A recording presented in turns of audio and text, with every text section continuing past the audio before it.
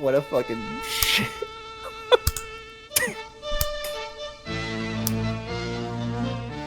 Winter time.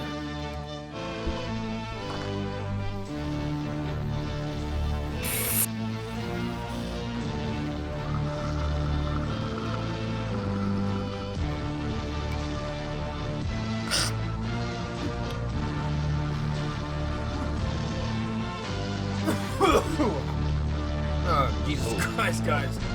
Oh, right to the dome.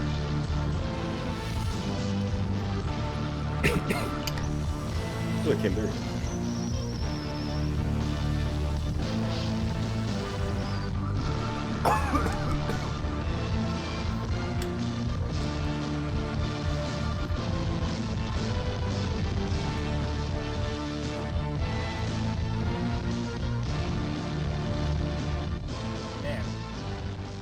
All right, we're gonna have a vote for the song.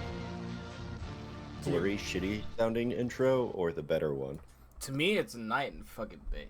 The other one cuts off, so Dude. you don't get a skeletal like. It's night and fucking day difference in quality, though. It's the original quality anyway. It's the original sucks. Dude,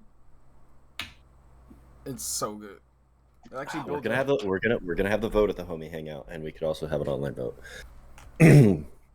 Luckily, we don't have anyone with us with opinions today on the cast. Just remember y'all, dicks out for Ka. King to cock. King of cock. Pre-show, we already had the moment where we all took off our undies and cocks out for Ka. Hopefully You you're couldn't not still see muted. mine. Oh, okay. So, guys, we have a guest. One that's been a long time coming. One of the chillest homies, and I had a pleasure of hanging out with him last year at my home park for a good old day, especially with his brother and the fam.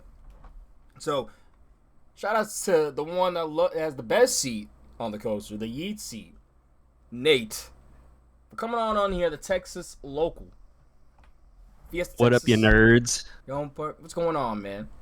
It's been a long time. Man. We've been talking about this for a while, haven't y'all? I know, man. I know. It's good to be on the podcast finally, man. It's been a long time coming. And a crispy mic. What a good guest. Holy shit. Crispy, Like I said, my fully friend, fried. Like I perfect. have many other hobbies and hyperfixations, and this just so happens to be one of them. So Yeah. So My what brother were you once gonna say, broke in with a microphone from like a tin can, like 30,000 leagues under the sea type of quality. He was talking Wait, to us from his webcam. you said Jordan was? Yeah, his mic That was a loaded broke. cast. We had like 6 Yeah. people out here, bro. Yeah. Damn. Anyways, what's up, you duck? I mean, What's up is fucking dicks out for King to cock. Yes. Let's just get that out of the way.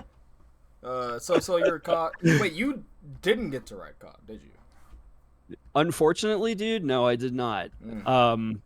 It's funny because I was supposed to go. Oh my gosh, I think it was November. I was supposed to go out there and ride it, but like some life stuff started happening and all that. So fortunately, I didn't get to ride it. But I did get to ride Dragster. Let's go. So like I did do the 400-foot strata, blah blah blah, whatever thing. But that was like, I think 2007 was the last time that I rode Dragster. Yeah, I mean, It's been a little while, but anyways, yeah. R.I.P. Ka. R.I.P. your ass cheek, Tyler. yeah, dude. Yellow side of Stardust isn't on Captain Coaster's like top. What the fuck? I refuse to Is that believe the there's side? that much of a difference besides the Yeah, world. there really isn't. Oh, yes, it is. Never mind. It's just my bad. I'll shut the fuck up. It's 200. Never mind. Wait, so which side is the side? I like the back left seat on yellow. That inversion is the best element ever. What is that called? The celestial roll or whatever. Celestial Roll, spin, that's yeah. it. Or celestial spin. I like how dude. like Universal's just made a extremely narrow zero-G roll, Mosasaurus roll, and all right, let's make an extremely tall one. Celestial roll. What's the next one gonna be? In a way, it's not, because it doesn't like rotate the same. Like the yellow one is on the way down. That the is true. Green one is on the way up. True. So it's not a true profiled. It's what would that be called? Like a spiked one would be like a dive. One's more like a death roll, to be honest. Yeah, exactly. Yellows as you're spinning around the train, especially on the left side. Holy shit. That shit just hits so fucking hard. I mean, it's the only inversion out there that beats Mosasaurus. So, dude, I've been like drooling over the build process of that friggin' coaster. It's just so wild to see it be built in real time. Oh yeah, like over the last however many years. In general, yeah. You're going. Are you gonna go? You're doing it right? Yeah, are you gonna go when you go to HHN? Oh, that September 20th. Yeah. Are you going to go to Epic then? Yes. So I believe, I think it's Monday and Tuesday nights. They don't do HHN. You can correct me if I'm wrong. They do. But I think those are those. I'm doing it that Tuesday. Excuse me. Is it? I know there's like one day where they don't do it. Tuesday the 9th. September the 9th is going to be my first night I go. He's lying. He's going to be there every single day. No, it's whichever nights we're not doing it. That's the $500 fucking night right there, man. That's the Wait, it's only $500 to go for the whole. No, I'm saying the early entry, the express, the stay and scream, and the ticket, obviously. Anyways, we love HHN talk around here, and there's been more official scare zones released.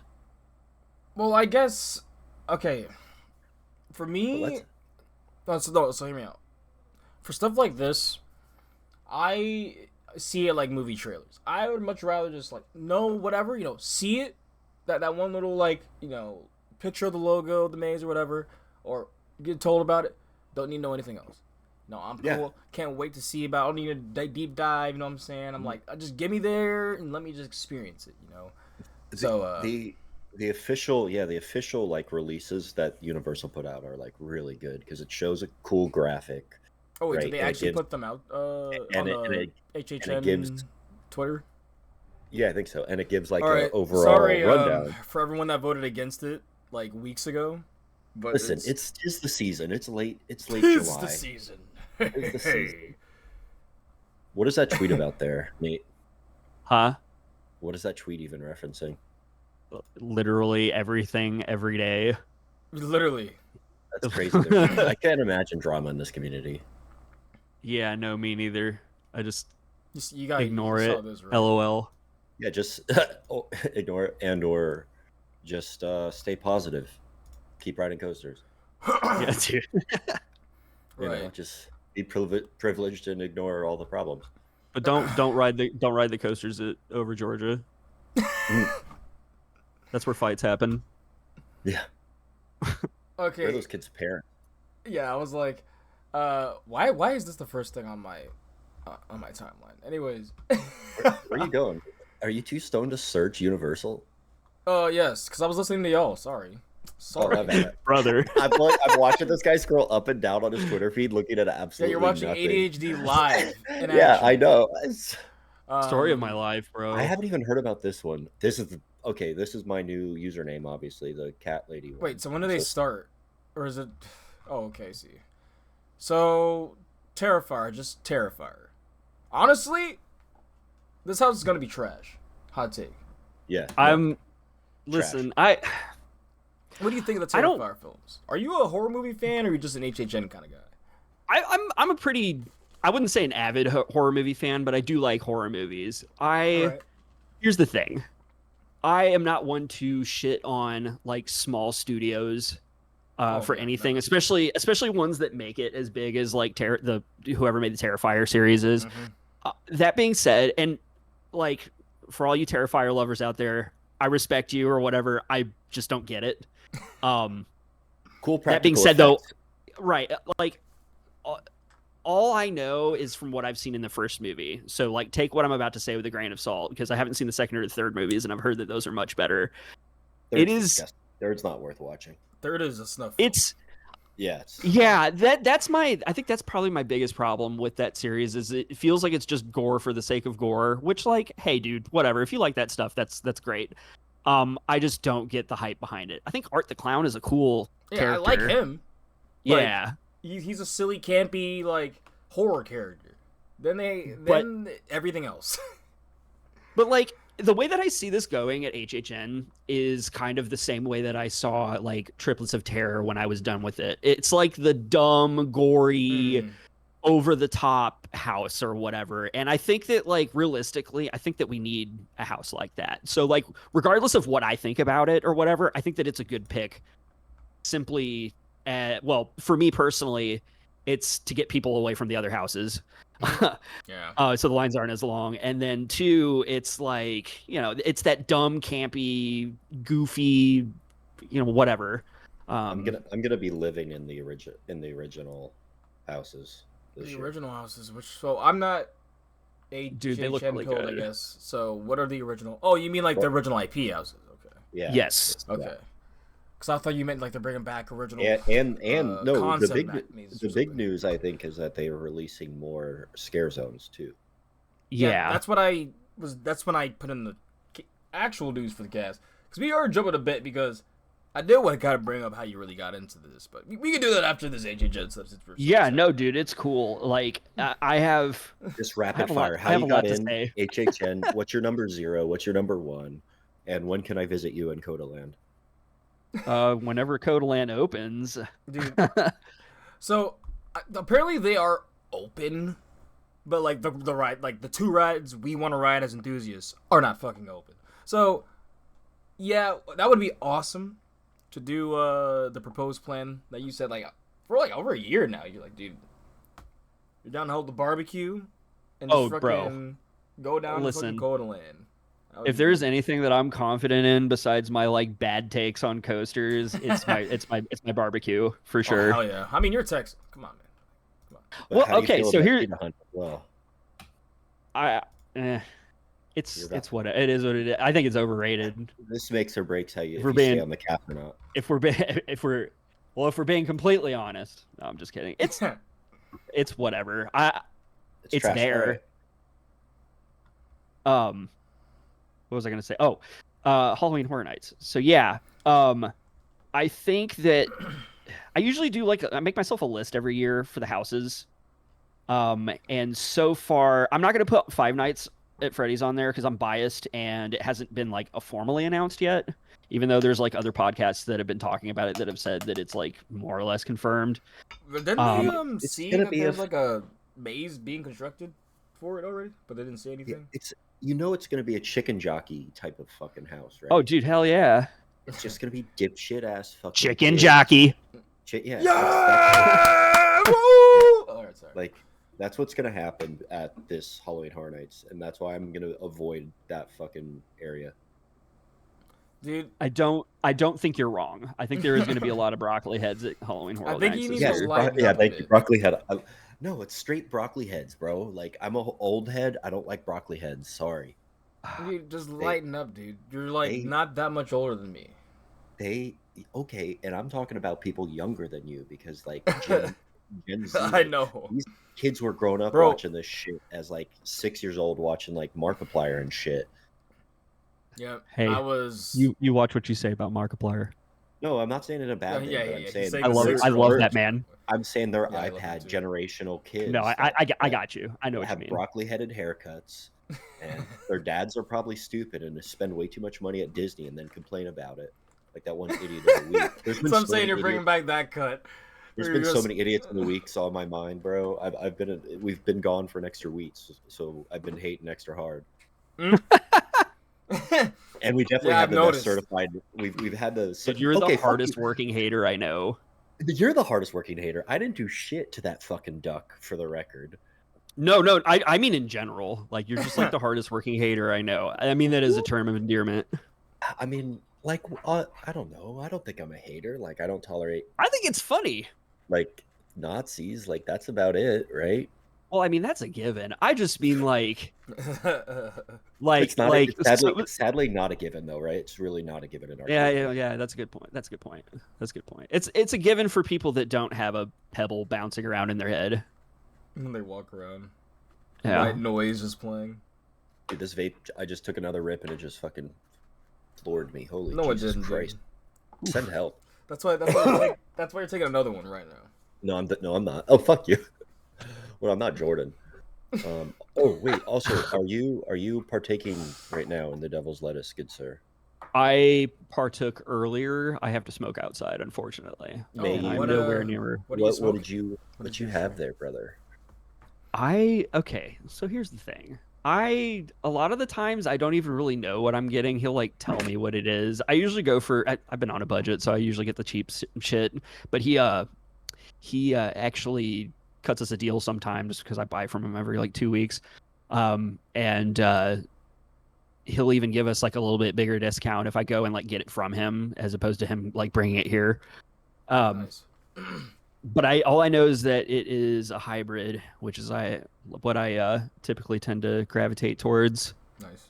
That's what's in this J, and it fucking floored me earlier. Yeah. I am smoking it's pretty balanced hybrid. It's one of my favorites, actually. Devil Driver. You've probably heard of the cast, but... Mm-hmm. I haven't heard of that. I've heard of the band Devil Driver, but never heard of that. Oh no! I think nobody over the age or under the age of like 30 is gonna get that. Hey, don't I want to like fist fight you about your opinion on my favorite HHN house last year? What was yours? I think you weren't a fan of it, and it hurts my heart. What was it? What the Latin American Monstros? Well, oh no. That was my number one last year. Let's set that straight. Oh, okay. Let's set that straight right now. Okay, never mind about For the record. we're kissing. Okay. Literally the only thing about that house that I was like, wow, that's something, was the fucking bird room that smelled like shit. But that was literally it. Everything else was amazing. So my very first walk through that house was when I crowned it the number one, and I had been waiting for the line to die down for a little bit, like the group that I go with. So we had done like Insidious, we did A Quiet Place. I think A Quiet Place was really underrated. I thought it was one of the better houses that year, personally. It was like up there with Ghostbusters was excellent too. Wasn't I there that night? Were you? I don't remember which house we went through, dude. I don't think we did HHN together. But I think I was there that day with you. Yeah, no, so we rode Velocicoaster. I remember that. Oh yeah. But yeah, anyway, so when we finally got in line for Monstros, it was like, I don't know, probably like a 30-minute wait, and it was like near the end of the night. And we were walking through, and there was a part where you're walking down this like hallway with some dangly bits. And at the very end of the hallway is Elsa Bone. I think that's how you say his name. Sorry for those playing Bong at home. I had to play the Taco Bell gong. Continue. Taco Bell gong. I got you, bro. Taco Bell bong. This dude's gone. Holy shit. When you get to the very end of that hallway with all the dangly bits, I think his name is Elsa Bone. I could be pronouncing it wrong, but it's him. He's got a huge head, and like he's standing behind this like little facade or whatever, and he'll like move around and like taunt you or whatever. So I'm walking down the hallway and I see him, right? And I start pointing and I'm like, no, you don't. You're not going to get me. And he starts shaking his head up and down. And this guy jumps over the little barricade to like scare me, like in my face. And he got me so good. And that like made the entire night for me. It was, wow. Whoever you are, whoever did that, if for whatever reason you hear this, just know you really made my night that night. That house was probably my favorite house aside from Dead Man's Pier. Oh yeah, like Dead Man's Pier is also my number one all time ever. That's fucking hilarious. I don't ever want to hear anybody say that you don't have taste in anything, bro. You have good taste in coaster. You have good taste in coasters. You have good taste in HHN houses. First off, nobody says that, and if they do, they're wrong. So suck my penis. I have the best takes on literally. They'll probably do that too, man. That's why there's a whole coaster battle episode, because you were wrong about a manufacturer, but it's fine. It's fine. No, you're a baby back bitch, and your taint No, is a baby back they are bitch. baby because they can't innovate. Okay. You're a baby. They because can't- you Oh it's- no! it's- Oh, I know where okay. this is going. they can't- I know where this is You're going. a baby. You're a baby, and you can't handle a Brother, fucking what do you? stand Hold up on. res- Hold and on. you, Hold on. like- Hold on. What do you mean they can't innovate? They. He's an idiot, dude. Oh my. No. I want to hear the take because I have a rebuttal, but I want to hear the take. They literally innovated. They innovated like, the when they profiling did. for zero They're- G they're- I rolling, told like, him it's like heartlining. watching LeBron James currently now. They're not in their prime. That's fine. They're still good, but they're not wowing us. Any like primed. with the. Hear me out. I'm a prime you. Watch it. It's just 3 more weeks. Screenshot. What do you mean, prime? No, What the? No, fuck but are- for wait, real, wait, it's that- like that's because the I always gayest thing said, I've ever heard you say, Wes. yeah. You know, Excellent. like I was saying, Screenshot. like with train, because Tyler, I agree with him on the train design. Like their train designs really is the main way they have innovated. But I'm more of a layout, like seeing shit that we had. Like the reason why we even have Outer Banks and the craziness is because RMC has said, "Fuck it, we're gonna do that shit on all these roller coasters." And now Intamin, Mach, Vacoma are all doing all that stuff and trying out something new. And I'm really more into the layout innovation. So that's really where I come from. In sense of, because when I see B&M, I'm like, okay, they just threw 3 0G rolls back to back on Rakshasa, which is probably fun. You know what I'm saying? But I just wish it's a tad bit more, at the same time. That's what I mean by it. I mean, if we're keeping it a buck, Alpenfury has 3 barrel rolls back to back. Actually, I think that whole layout is like nothing but barrel rolls. No, they have, like, it turns the Star 564. Hell Yeah, yeah. no, I'm mostly joking. I'm very excited to ride that one. For me, Now, it I will looks say, insane. those look like. It's weird to say. Those are like like each one of those looks so much different than the other one, or they're like complimenting another. Like Rather Rakshasas literally looks like they're like AI generated 0G rolls they've made for years, back to back. Like Alpenfury, when you see with the pacing and everything and how there's 2 rolls that one is like really whippy and the other one kind of gives you hang time when you're looking at it. See, It's like kinda Yeah. crazy. Like, No. I completely agree. A lot of those new inversions that they have are very interesting to look at. And like with the off-ride POVs of them going as fast as they go, yeah, they're probably going to be great. I was mostly just like making a reference to a meme that I posted, I think it was last year, where it was like, hey, dude, I heard you like barrel rolls, so we put a barrel roll on your barrel roll, and that was like the entirety of Alpenfury. But well, I think that's I'm probably my actually- most anticipated coaster this year, if I'm being Yep. honest. I yeah. actually got my passport and getting my passport and probably going to be going mid-September whenever I'm not HHNing. Hell yeah, dude. Yeah, I still need to get on that passport shit. I'm gonna get Do a like barrel roll. there's like a fuck ton of credits there too. Like I'm most excited for the B&Ms there because Do a we all barrel know. roll. Of course. I'm excited that I don't have to ride that Volare or Valere or however you pronounce it. The hey, Time you Lord. can just go to Luna Park and Yeah. ride it there instead. Okay, I'm not really joking. I've heard that they're terrible, but I'm mostly yeah. joking. Are they really as bad as everybody says they are? Because they look horrible. Haven't rode it, but I agree they look like something you would possibly see in Saw. Like while I'm going up, and it's like, would you like to play a game? Dude, literally, it looks like you're inside of like an Iron Maiden on wheels That's what I'm going down a saying. track. Like that's what it looks like. It gives me Demon Drop vibes, but it's not going to be good. Like Hold on. I need to say something real quick before I forget. I need to talk about this. oh yes. So we have a lot. Of time. I am ashamed. Demon Drop. I was not aware of your game.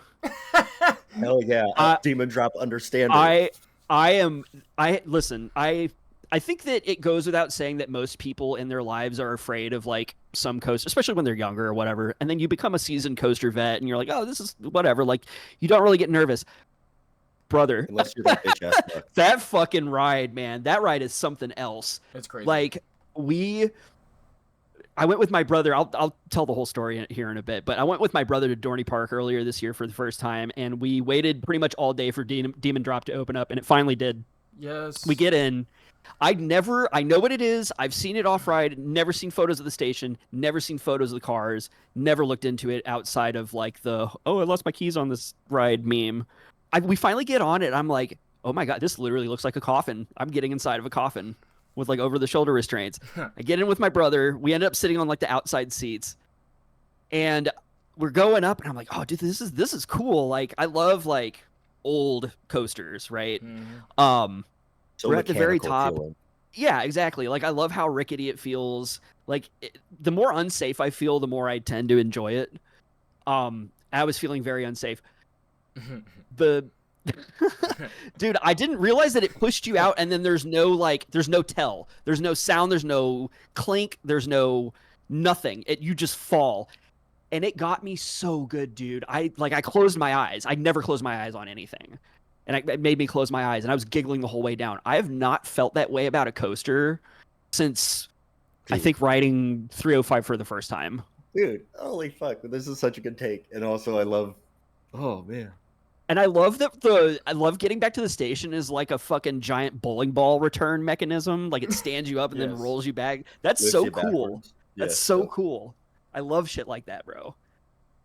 Also, I'm gonna stay at Thunderhawk's one of my favorite wood coasters. I know a lot of people don't really like it. Right?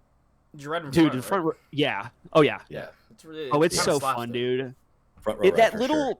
there's a little section where it like goes past some like a sidewalk or whatever. There's like a sidewalk that goes in between the ride or like through the ride. That little set of bunny hills right there is like my favorite. It's like one of the best photos I've ever taken of like a coaster. Like that little thing right there. It's so sick. That whole plaza, just like, inwards. Yeah. There's like a courtyard with the bathroom. There's like a little thing that goes over the creek. You can watch the Zephyr, but they have like old school lighting there. And then there's the massive Daddy Force behind it. Like it's the best, like just such a good vibe of steel and wood. And like, Thunderhawk's kind of tiny and Steel Force is fucking massive. And yeah, it's like a perfect view. Like it's a perfect visual and good time. I think that's some of my favorite roller coaster laps I've ever had were with West on that thing. He doesn't respect Steel Force enough he's not as sentimental as me. Yeah, I thought it was great. Pretty objective, my coaster rankings, unfortunately. I thought it was great. It is great. It also is great. Steel Force is in my top 30, dude. Actually, no, it's not. Dude, I have to 40, say, dude. like, continuing on with Dorney Park, here's the thing that I think a lot of people misunderstand about Dorney Park, and I feel like it's a lot of people that haven't actually been to the park, or maybe it's like a few of them that have. Like, based on vibes alone is what really makes Dorney Park like a good park for me. It feels like it's one of the few Cedar Fair parks I've been to that feels like a locally owned park, if that makes sense. Like it does feel Cedar Fairy, but like on a very small scale. So it feels very like small and comfortable, and like the layout of the park is just really nice. And they have really, really good flat rides, man. Like when we rode the whip, that was like low key one of my favorite rides there was that whip. That thing is fun. It's so much fun. Did you ride the trains or the water ride? I did the water ride. I did not do the trains. The water ride is slept on. You're talking about the log flume? I'm talking about the rapid. It looks insane. I didn't ride it. Maybe I'm confusing it with something else. It looks like you get super wet. Okay, no, we didn't ride a rapid. Is that the one that goes by Hydra? Yeah. Yeah, that's what you're talking. Yeah. I gotcha. Yeah, no, I didn't do that one. I think we did do a log flume, but I don't remember if it was at. I think it might have been at Knoebels. I don't remember, man. That whole weekend was like a blur. That was probably one of the best coaster weekends I've ever had. That little Knoebels, Hershey Park, Dorney thing. I had the same experience, yeah. So we do need. This tangents are hilarious because it's like, all right, let's talk about HHN. All right, now we're gonna now let's learn about. But I do think, we're blue balling the viewers a bit.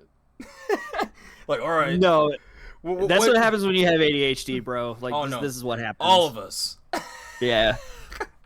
Yeah, No, I can't. I have so many thoughts all the time, dude. I get it. But no, basically, just for brevity, because I want people to hear about your thoughts for real. I want them to know about you. We'll just start from the tip top. How'd you get into this, man? How'd you even get into the enthusiasm for all of this? Wanting to go to Dorney, wanting to go back to HHM with homies. Where did it all start? Dude, I'm gonna sound like such a bum. So, in the beginning, when dinosaurs roamed the earth, Wait. Wait. No, I'm not that. I'm only 35. So I was like, wait. Damn, he's an OG. So I'm originally from northern Indiana, born and raised, everything like that. And every summer, my dad worked for a company that had like a company picnic every year at Indiana Beach. And so that was my home park for like 20 something years. And so we would go every summer, and it'd be, a really good time. I think that Indiana Beach, aside from like the way that it's operated, is one of the most slept on parks in the U.S. I'm kind of a sucker for boardwalk parks.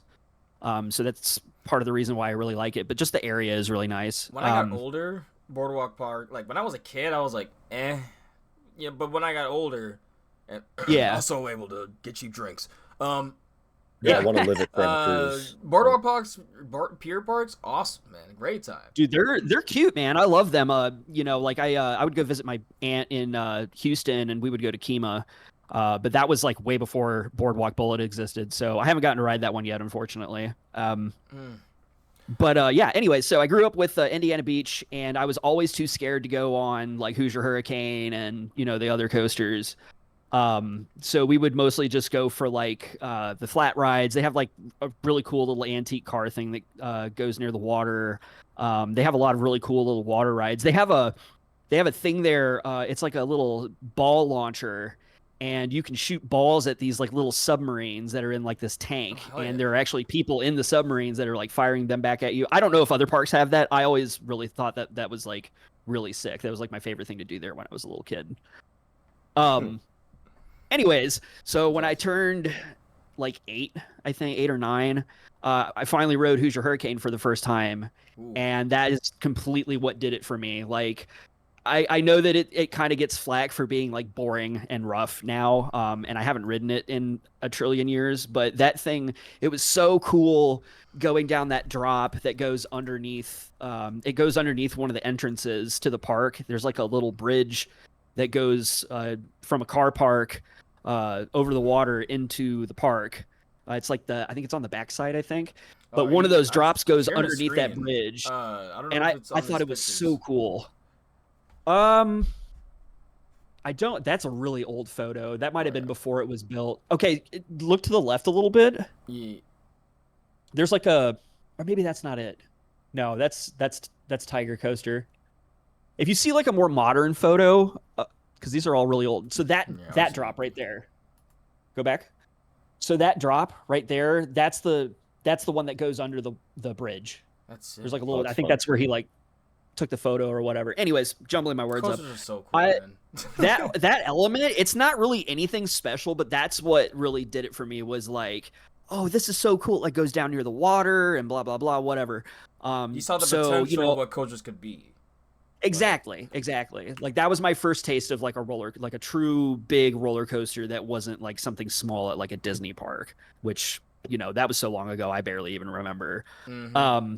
Anyways, so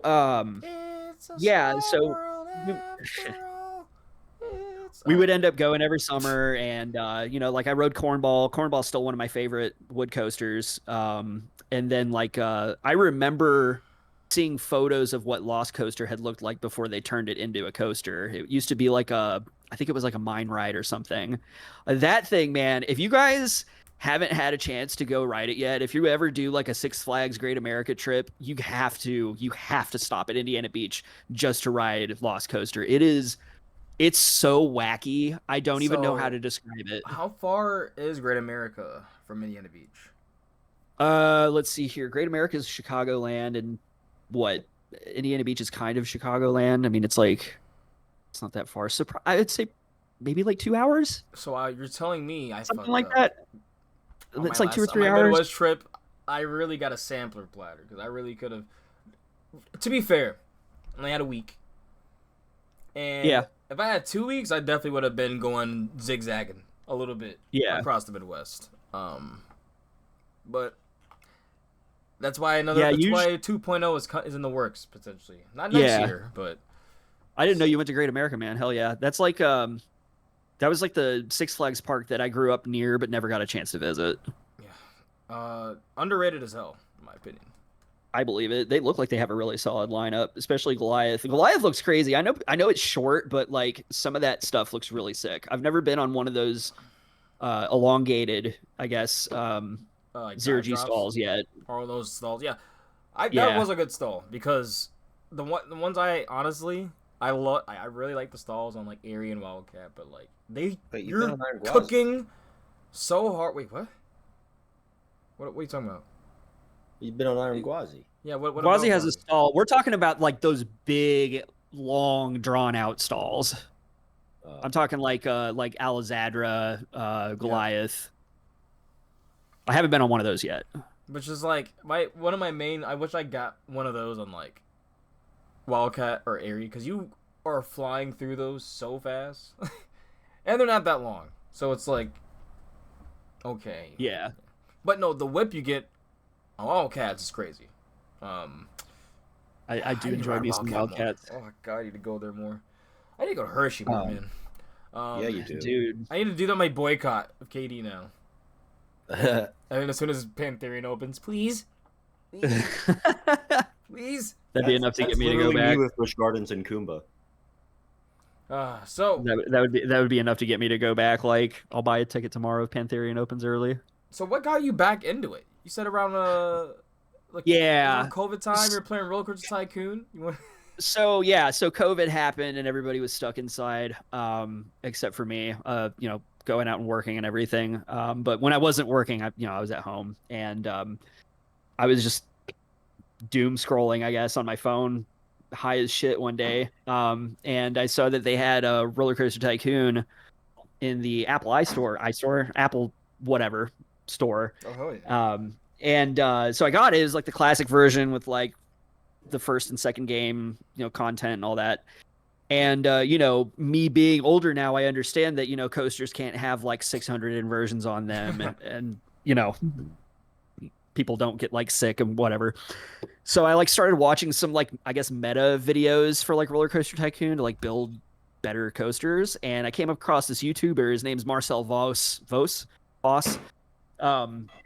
He's like, I think he's probably one of the bigger ones in that whole community. But I was sounds just familiar, watching. if I remember. Yeah, I think he's from like the Netherlands or something like that. Mm-hmm. Anyways, Yeah, a lot of the best creators are like European. European, yeah. I mean, it makes sense. It's I won't deny better that. architecture. You see Yeah. it. Yeah. But no. But yeah, no. So you know how the YouTube rabbit hole goes. You get one video, and then suddenly in your playlist, you start getting videos from other creators, and one of those other creators was actually Peter from Theme Park Crazy, and I got sucked into his videos, and I loved his format. I loved how informative he was. I think he's probably one of my favorite YouTubers now. And so I went down that rabbit hole, and I was like, oh man, dude, like these look so fun. Like I miss riding coasters. And it like made me think about, I went to it was either opening year or the year after Islands of Adventure opened. So I got to ride, Dueling Dragons when they still dueled, and, like the glory days of that ride, basically. The cool part was about not going to that park for over 20 years was I never experienced it not dueling or when it was in Harry Potter World or whatever. So that's like the only memory that I have of Dueling Dragons. But I was like, man, I missed that ride. Like, I wonder if it's still there. And then, like I found out Hagrid's was there now and, whatever. So I was like thinking about it. And I had actually been to a theme park back in 2019 with my roommate. We went to Fiesta, Texas for her, I don't know, whichever birthday it was. And all the rides were closed except for I think like 3 of them, and it was Roadrunner. Is it Roadrunner Express? Yeah, Roadrunner Express, the Mine Train. I believe Boomerang was open, and then Wonder Woman was open. And there was literally nobody there. There was literally nobody there. Yes. So me and like 8 other people, or however many people were with us, basically lapped Wonder Woman over and over and over and over and over. And I was like, oh my God, this is so fun, blah, blah, blah. Anyways, I was thinking about that, and I was like, I should go back to Six Flags and like try to ride all the other rides. And so I finally rode Iron Rattler. That was my very first RMC. And I was just like, dude, like this is hands down my favorite coaster, and like at least for now. But and then I started going to like Universal and stuff. I have a friend that I met through work, and he's originally from Tampa, and I guess him and his family do Halloween Horror Nights every single year. And so he invited me, and I ended up going. Is this just Tyler? No. This is one of my other friends. This is my friend that I go to Halloween Horror Nights. That'd be hilarious. Like he would just disappear at that moment, but like, are you just describing Tyler? But Also, yeah. So we Boycott went is to. in case you guys are playing Bong at home. What was that? I was saying Boycat has appeared in case Oh. anyone is playing Bong at home. Hell yeah.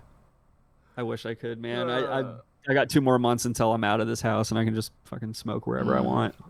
Rip. But yeah, no. I think it was like 2022. I finally went back to Universal after like, I don't know, 20 something years. And the very first ride I got was Velocicoaster, and it was life changing. It was life changing, dude. Yeah. I totally understood why people had it either as their number 1 or somewhere in their top 5. I don't think I have anything bad to say about that ride. And then after that, dude, I was pretty much hooked. Like we like last year we Is this did, Invader you're talking about? Yeah, dude, the best Woody on the East Coast, dude. The fucking shopping cart crash simulator.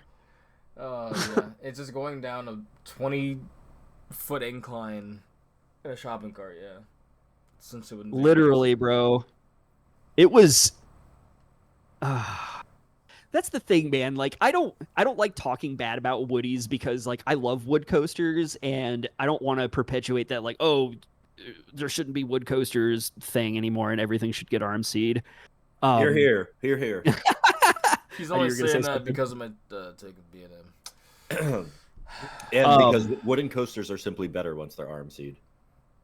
It's not but that ride needs some help, bro. I hate saying it. I know it's demographic.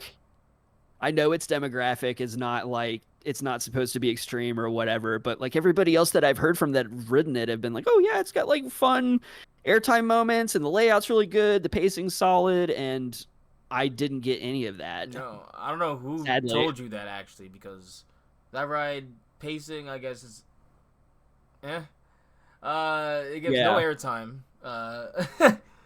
And it rattles you because it doesn't do anything, so you notice the rattle a good bit. That's literally all I could focus on, man. When I got off the ride, I was like, man, like, why is this right here? Yeah. Compared to the rest of the lineup, like, damn, it's the cheetah hunt of the park, like. That's what I mean. Like, how do you have Invader like that? How do you have such a solid ride lineup at Busch Gardens? Solid, and then you have Invader. It's like it's almost like they knew it was going to be the redheaded stepchild of the family, so it's like they're in the back of the park all by its lonesome. They used to have like actual they didn't think this through, but the battering ram that was there, it had like some weird set of like, I don't know if it was supposed to be cannons, like cannonballs, but it looked like a cock and balls, like for a family ride. Feels like they shot it with a cannon. So like on top of like the fact that like their whole theming just kind of like fell flat with it, like cock and balls out for Ka. Yeah, they should have just went with a full-on GCI, no gravity group, but full-on GCI or full-on wooden coaster, not family, but not make it maybe just a tad underneath Mystic, but like what they get there, it doesn't do anything because you just focus on the rattle.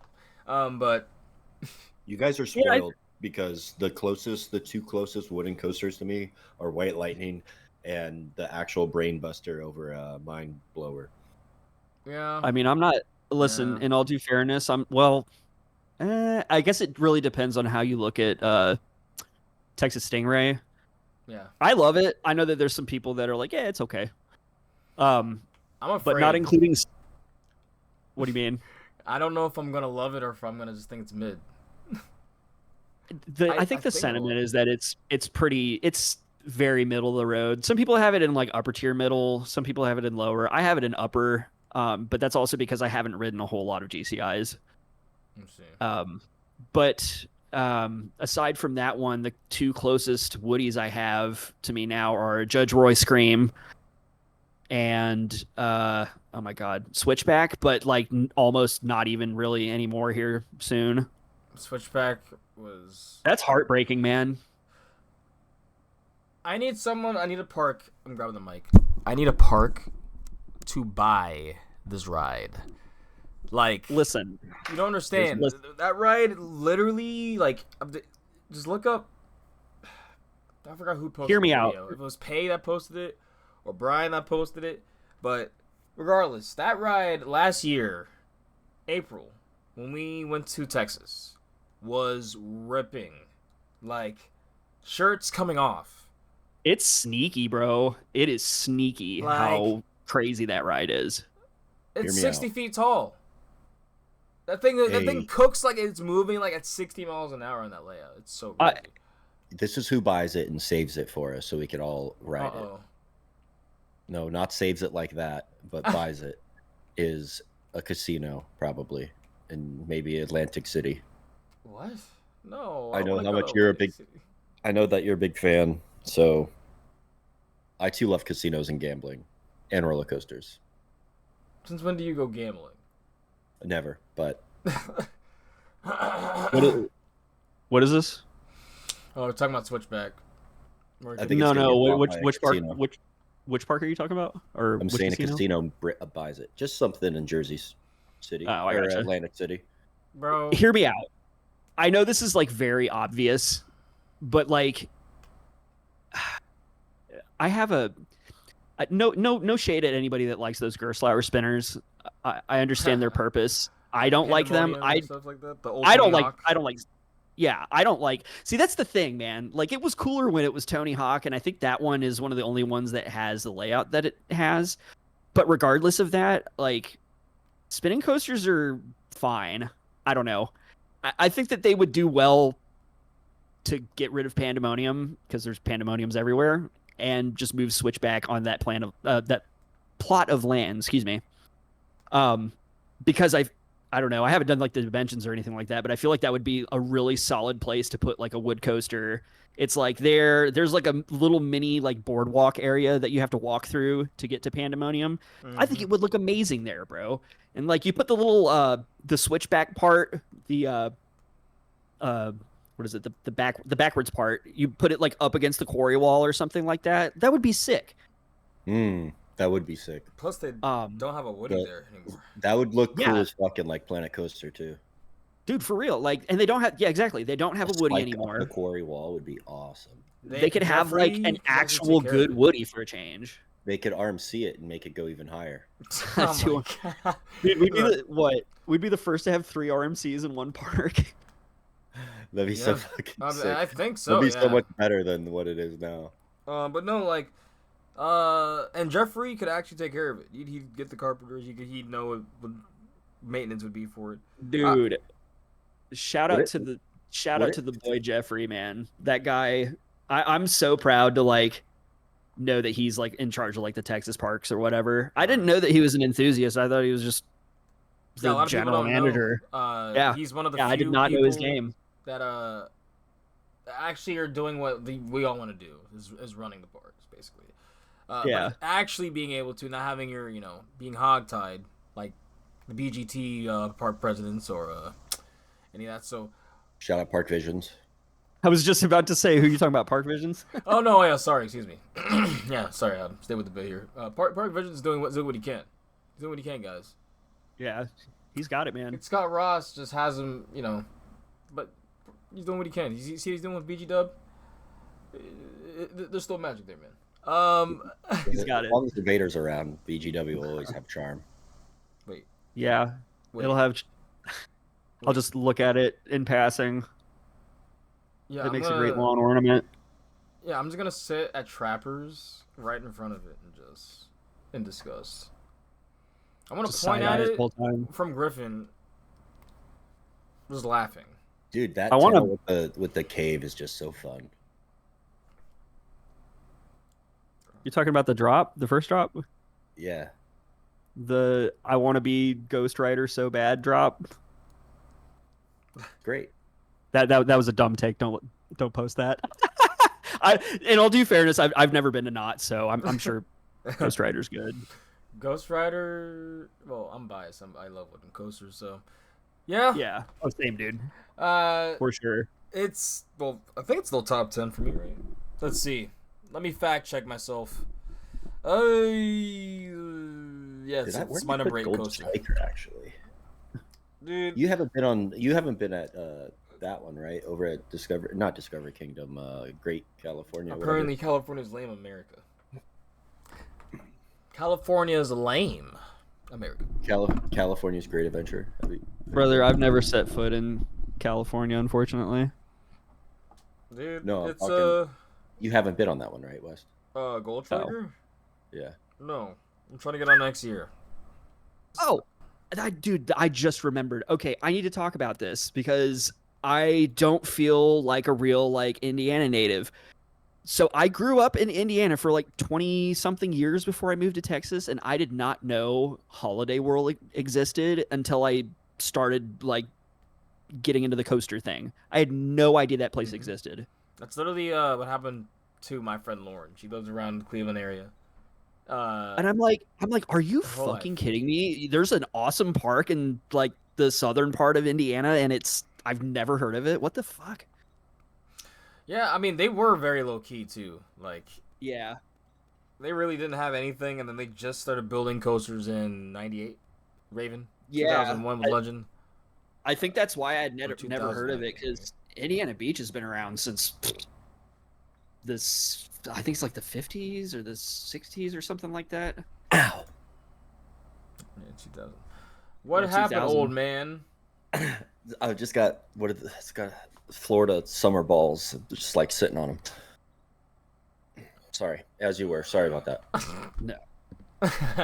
The fucking heat wave down here. Trust me, brother. I completely understand. Texas is, Them cherries are low hanging fruit.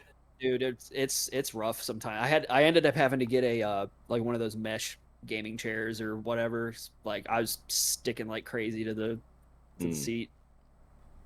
Yeah. Oh, so Legend does have PTC trains. Yes. Do all the rides at Holiday World have PTC? Yes. All the Woodies?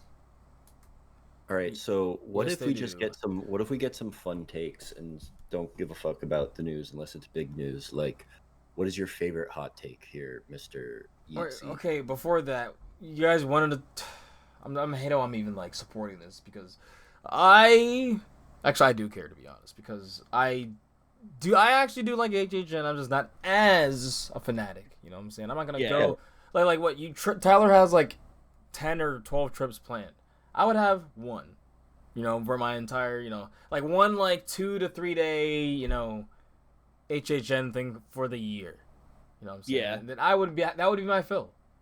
That would be good.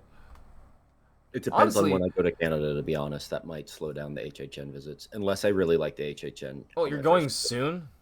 I mean, it probably helps that you live that close to it. Yeah, I mean, me I being thought- that close, it's still I-4. It sucks. I hate it. Yeah. It Dude, can be in my. Wait. Are you trying to go to Canada just to ride Alpenfury this year? Yeah. Well, think about that again, because their operating hours are not what you think. No, I'm serious. Because I was kind of shocked. What the fuck? Wonderland. Are they one of those parks that closes at weird hours? No. Their main season stops in a few weeks. What? Yeah. Is it because it fucking snows there really fast or really early? No, I think it's on the school kids go back to school. Never mind, I'm capping. You have till August. I'm capping. I think it might gonna just be say. hours. So no. What was someone saying on? Listen. 10 p.m. Listen. Damn. Yeah, never mind. There's still 10 p.m. for a long fucking time. Wow. So yeah. With Yeah, I could go at the end of August. Look at that shit. Remember when I said just ignorant, just talking? Yeah. That's one of those moments. Fuck, dude. I gotta get my. I'm accurate. That time I was fucking wrong. I think Dude, I think I gotta get my passport. Yeah. Also, then I can also go Wait to a minute. Mexico as well. Wait a minute. You're trying to go. When are you trying to go? You're trying to go on a weekend? No, maybe the end of August. Okay. Well, The end, times are the still end. good until. Don't Yeah. mind me. I'm gonna take a pee real quick. Oh yeah, no, you're good. Piss break.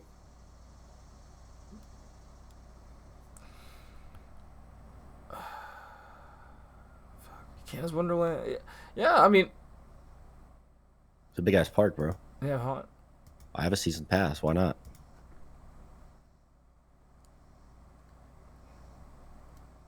For some reason I can't see. Oh, it's Oktoberfest. Do they not have haunt anymore? All day. Oh, no. Yeah, Oktoberfest is all day. Or are they only doing it? Bro. They're really cheaping out this year. I thought at least you would think. Has Canada's Wonderland done a haunt? I swear they have. Yeah, they have.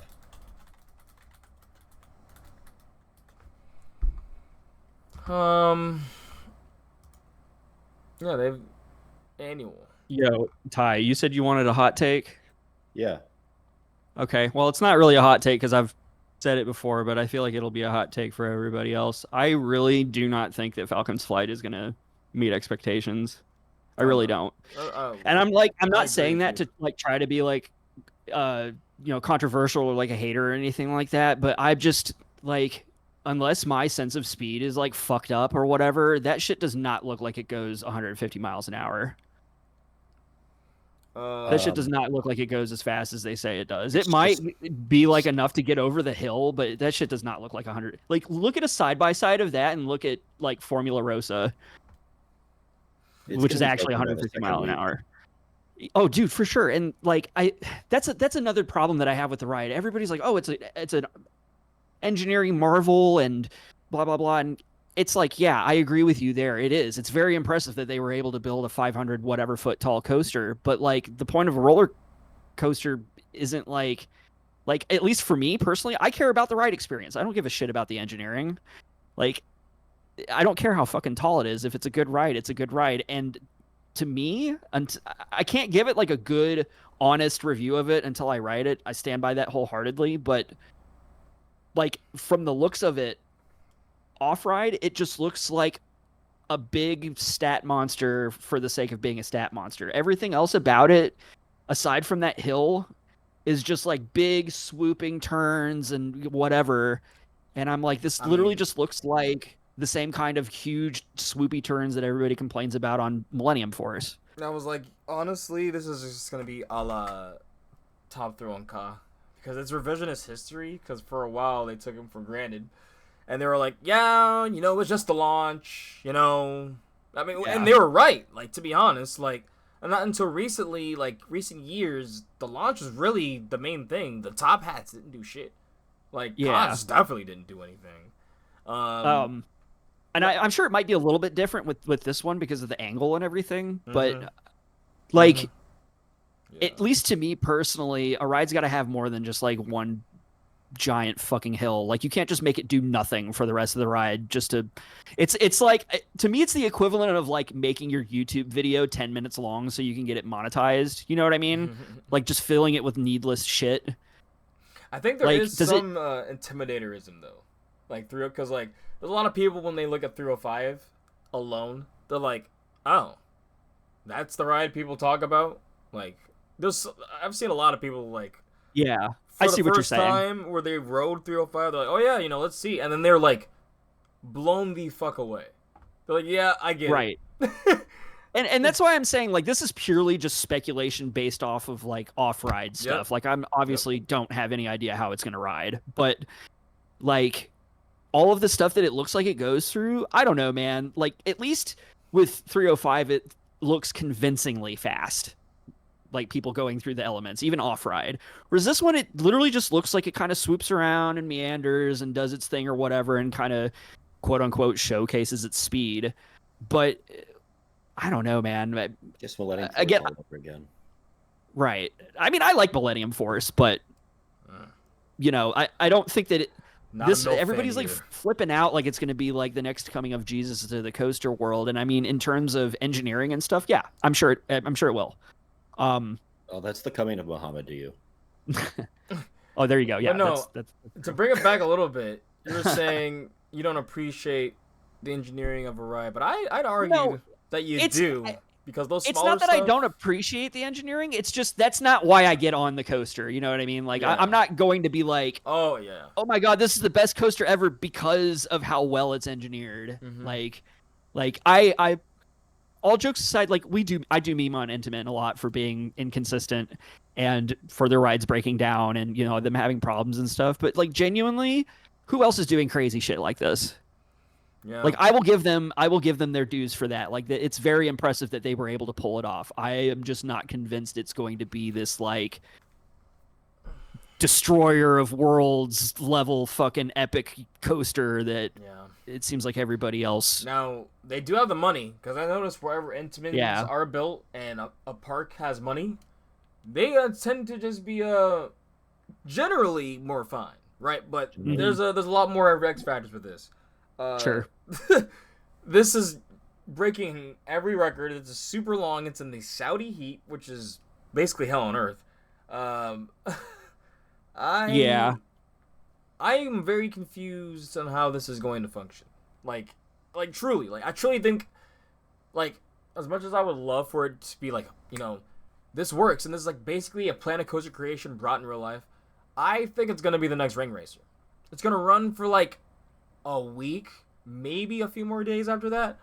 Never run again. That's my controversial take. Now I hope it's not that, but kind of what I was like. It's one of those things where you would assume that a company had taken things like, you know, the temperature and the climate and everything like that into consideration when they build a ride like this. But also, I mean, like, look at literally any other coaster that has had issues. Yeah, like, there are just things that you can't account for. Exactly. There's things you can't account for. And I guess in that, you know, in that regard, I mean, it's only going to be a matter of time before we find out. Like, putting that aside, I don't like the idea of supporting like a park that in like a place that doesn't welcome everybody. Like, I don't think that it's too much to ask for everybody to just be able to exist and, you know, like it not be a fucking crime or whatever. So in that regard, like, I'll probably never visit the park because I don't want to visit a park that all the homies can't go visit. But aside from that, it's like, I don't know, man. Like, there's a lot of other, I don't know, like what's aside from maybe Falcon's Flight or whatever, and those other rides that are there. Like, I feel like I would rather just spend my money and go on a trip through like Germany or whatever. I mean, I'm sure for the people that don't care about that shit and have been everywhere, I'm sure it'll probably be different. But I don't know. I could see myself enjoying myself more in other places rather than that, at least until they decide to get their head out of their ass and stop discriminating against the homies. If I'm spending thousands of dollars to visit someplace across the world, I want to be able to watch girls kiss. So, yeah. No, I think that's fair. Yeah. So, basically, China and like Middle East, Saudi, all that's off limits.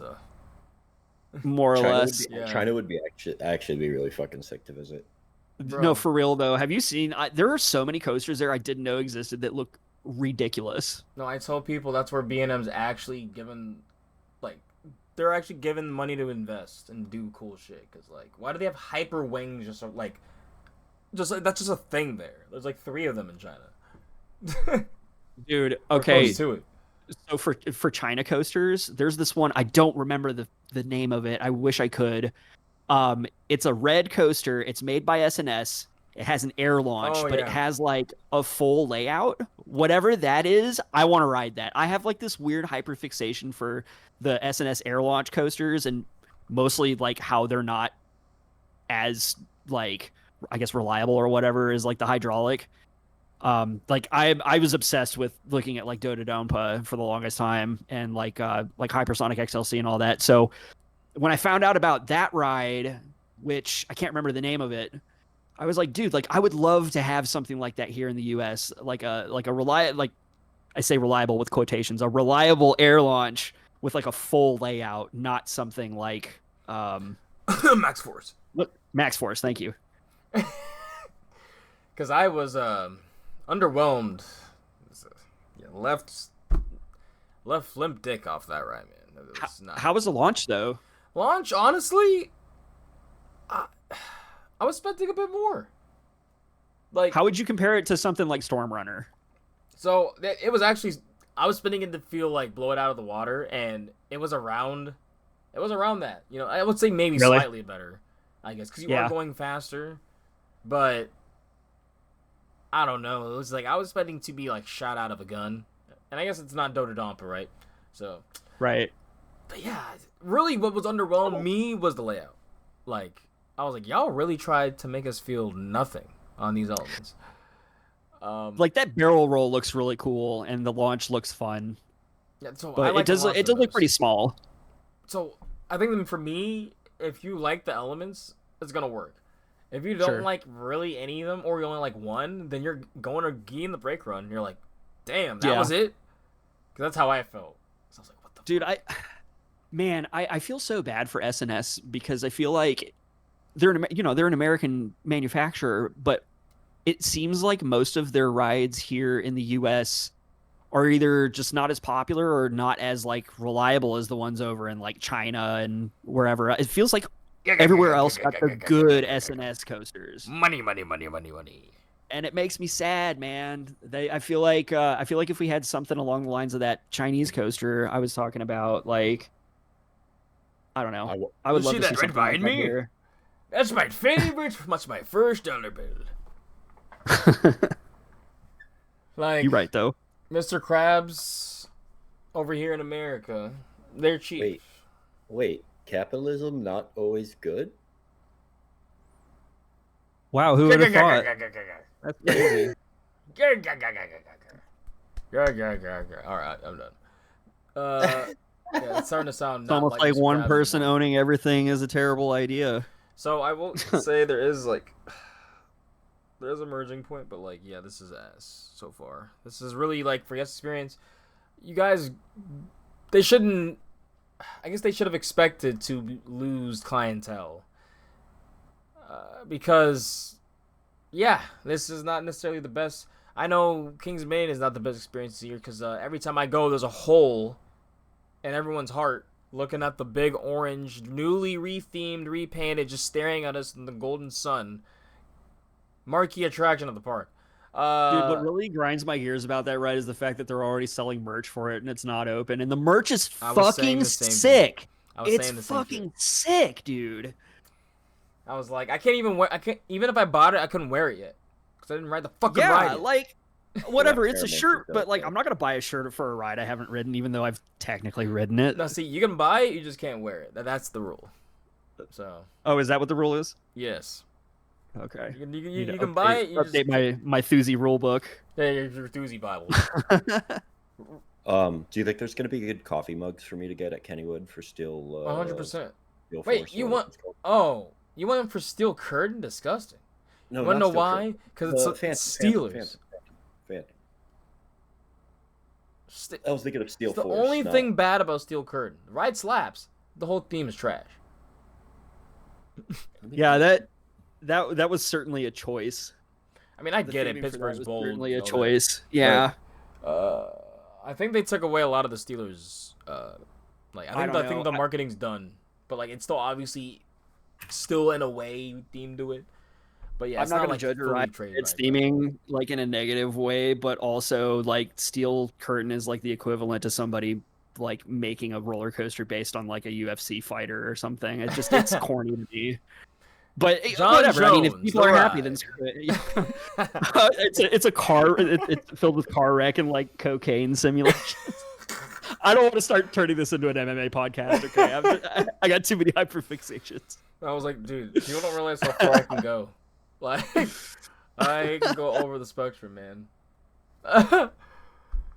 Oh, Be shit. careful, man. You might run into Conor McGregor at Disney World. He might punch you. Dude, I kind of want to make it happen because then I get a settlement.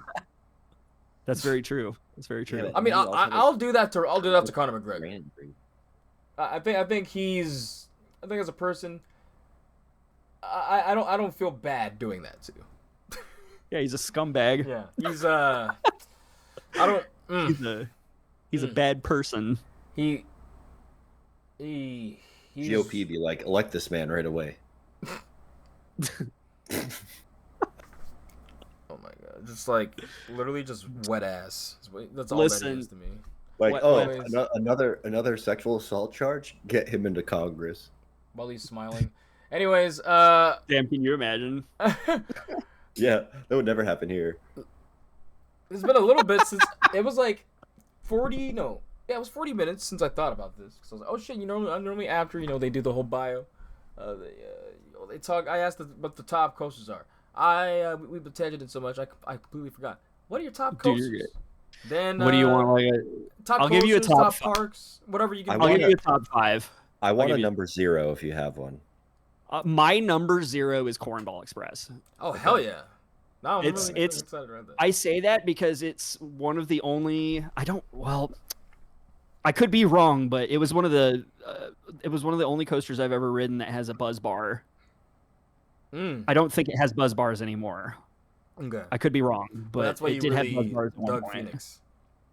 Oh, hold on. I got a lot to say about that. So I do want to get through this HHN, and then you can just cream all Yeah. you want about the. Yeah. transport. We actually So- have 100% stuff? Yeah, because you want to we'll talk about the houses and shit. We'll rapid fire him. I'll give you a quick top 5. So my obvious number 1 is Iron Gwazi. My number 2 is 3 that's 5, fucked up. which will Hold on. probably won't change. Are you seeing my screen right now? My webcam. Yes. Hold on, let me switch it right. I'm Oh, I gotta pull you up. Oh yeah, okay, you get it. my PC. I mean, that's kind of a. Okay, that's cool. And heck yeah. Yeah, just put it all together. Yeah, my whole computer is themed to that roller coaster. So Is that your number 1? it's my number 2 right now actually, because Voyage is my What's number your- 1. But Oh, okay, that makes He sense. likes bigger wood than. then less wood. Hey, well, according to some people, the Voyage isn't a Woody. I agree. mean, in theory, it isn't. Do you? I'm curious. So- I'm not like trying to stir the pot No. or anything. It's just No, like no, it's I not- don't it's disagree hilarious. because of the steel supports. I literally had never thought about that before. No, honest to God, it's all this stuff is for marketing. So Yeah. in theory, like Damn, objectively, the tangents are limitless. and- The tangents are limitless. yeah. When you have more time, you need to just come on here when you're not limited, bro. We can actually, Dude, I know. we can challenge love- in the loop. I would Easily. love to come back, dude. But yes, for to answer sure. your question, Bob, by the way, yes, easily we could challenge them. We just need more time. We just don't have the time, man. If we had a day to just cast, there'd be a 24-hour cast. Oh, Dude. for sure. That actually kind of sounds fun. Just have people like checking in. All right, dude, I'm Wouldn't that checking out. I just be more of I a- can't do the stint. You guys do your shift.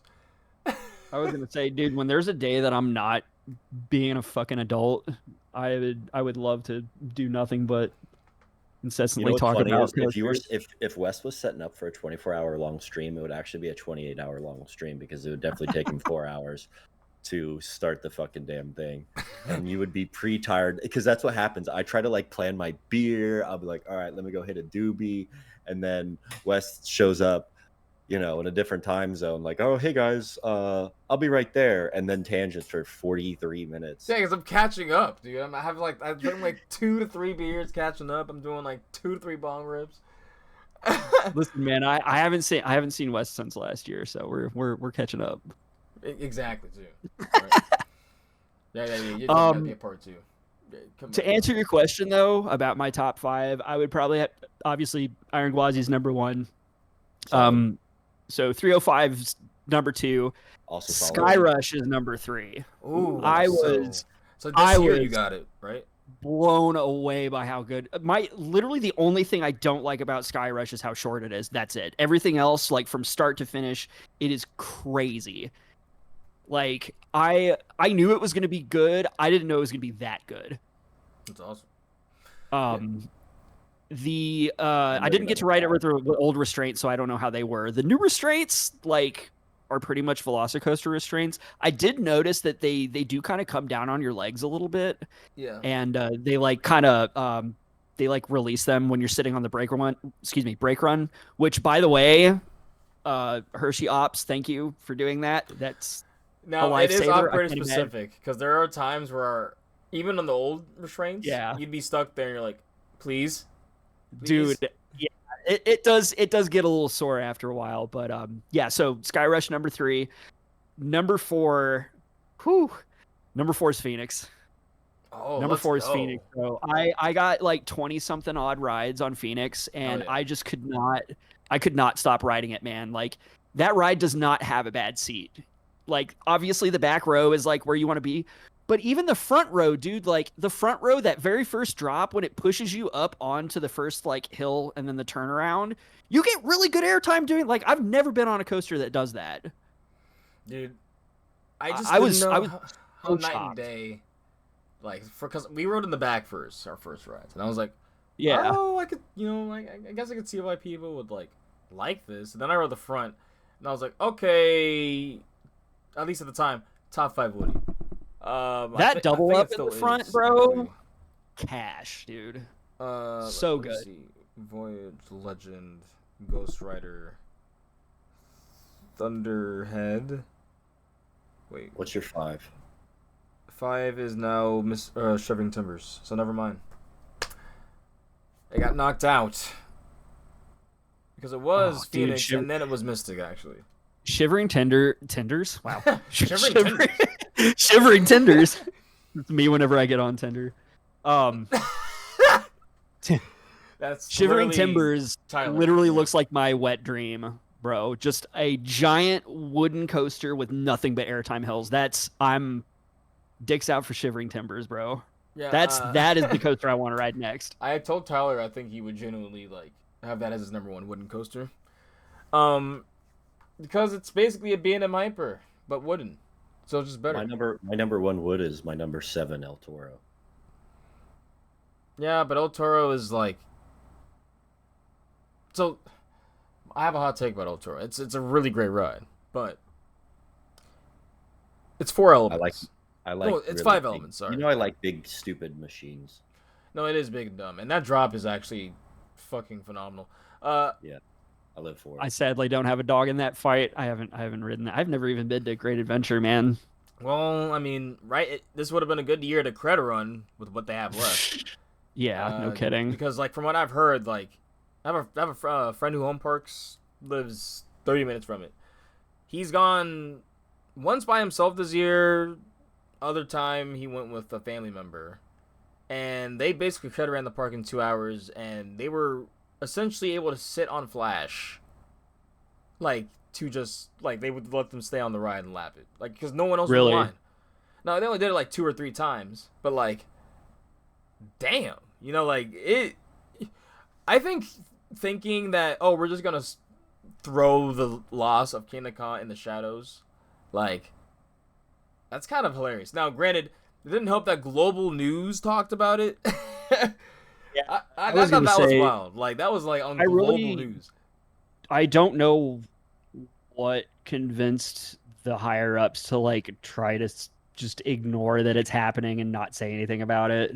It's just that whole thing's weird. I'm gonna be 100% honest for a minute. I was one of the people that thought that them tearing down Ka was gonna be bullshit, and so I'll take that L. So was I. I'll take that L. But it makes a lot of sense for it to be people, it to start somewhere, hear stuff it's all been done before. We've heard these being in the hobby for over a decade plus now. You've heard things how many times you heard about the Kumba sinkhole, or how many times we heard about all this other stuff. There's just these long running rumors where you'll just hear about them Or stuff will come up once a time. Screamscape stuff will come up now, and you're like, yeah, okay. I don't know what your source is, but that's not happening. Yeah. But for me, the nail in the coffin was when Alto Orion put out the video. His home park could be really hurting his ties if he were to put this video out, and his credibility, and we all know him for that. So when he put it out, that's when it actually scared the shit out of me. I was like, there's no way they're actually, like, and like me in denial, but like, they're actually gonna do this shit. Like, and I hate to say that he's the Jesus in it, but like, I think it was just because the credibility and the fact it was his home park. That he, like, you know your home park to do that, talk about it. Yeah. And like, I feel very bad because I was kind of the mindset of like, oh, so if big creators are just going around saying things with no proof or no evidence or nothing like that, like everybody's just going to believe them. But like, hey, I mean, in hindsight, I don't think that anybody else would know better than El Toro Ryan. So, it is what it is. I think that really is what enrages me the most, is that there was no Hurrah. heads up. Like, No that's, celebration. it should not, you should not be leaving it to like people that don't work for your company to like break the news that literally one of the most important rides ever built is getting torn down. And a press statement. Yeah. Like that's really in fucked, black dude. and white text. So like written I by can the take cogs the of L machine. for like not believing people about it, but like it's a little ridiculous to me that whole thing had to go the way that it did. A simple like one paragraph tweet could have solved everything. It's that easy. And you guys could have made a lot of money.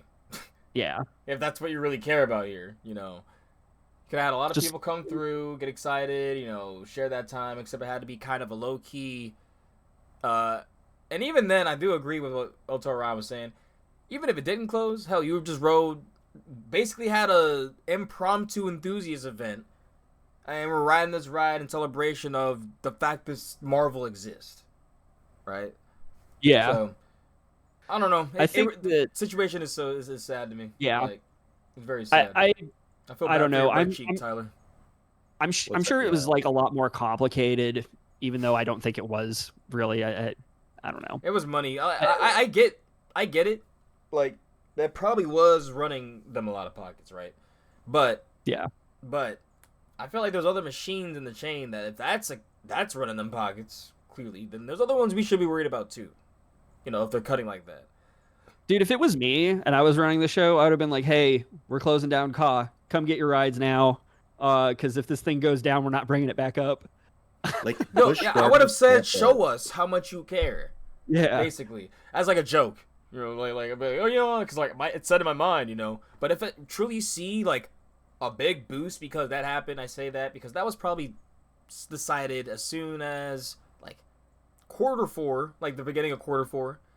So they definitely had time for people, while haunt and stuff is happening, all that.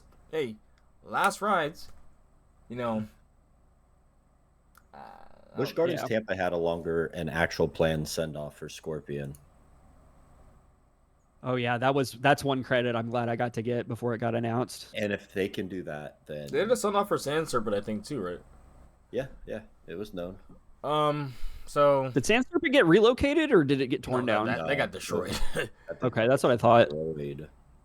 Damn. And they were just quick. straight drove bulldozers. Yeah, through it. like they That shit normally the was quicker it cheap, is though. when they do it like that, they don't give a fuck. It's gone. Yeah. Hey, I mean the thing that replaced it is awesome, so I'm not complaining. Rising is good. It is a good time. Oh, dude, that reminds me. I didn't. shitting on it, and I'm kind of annoyed with that.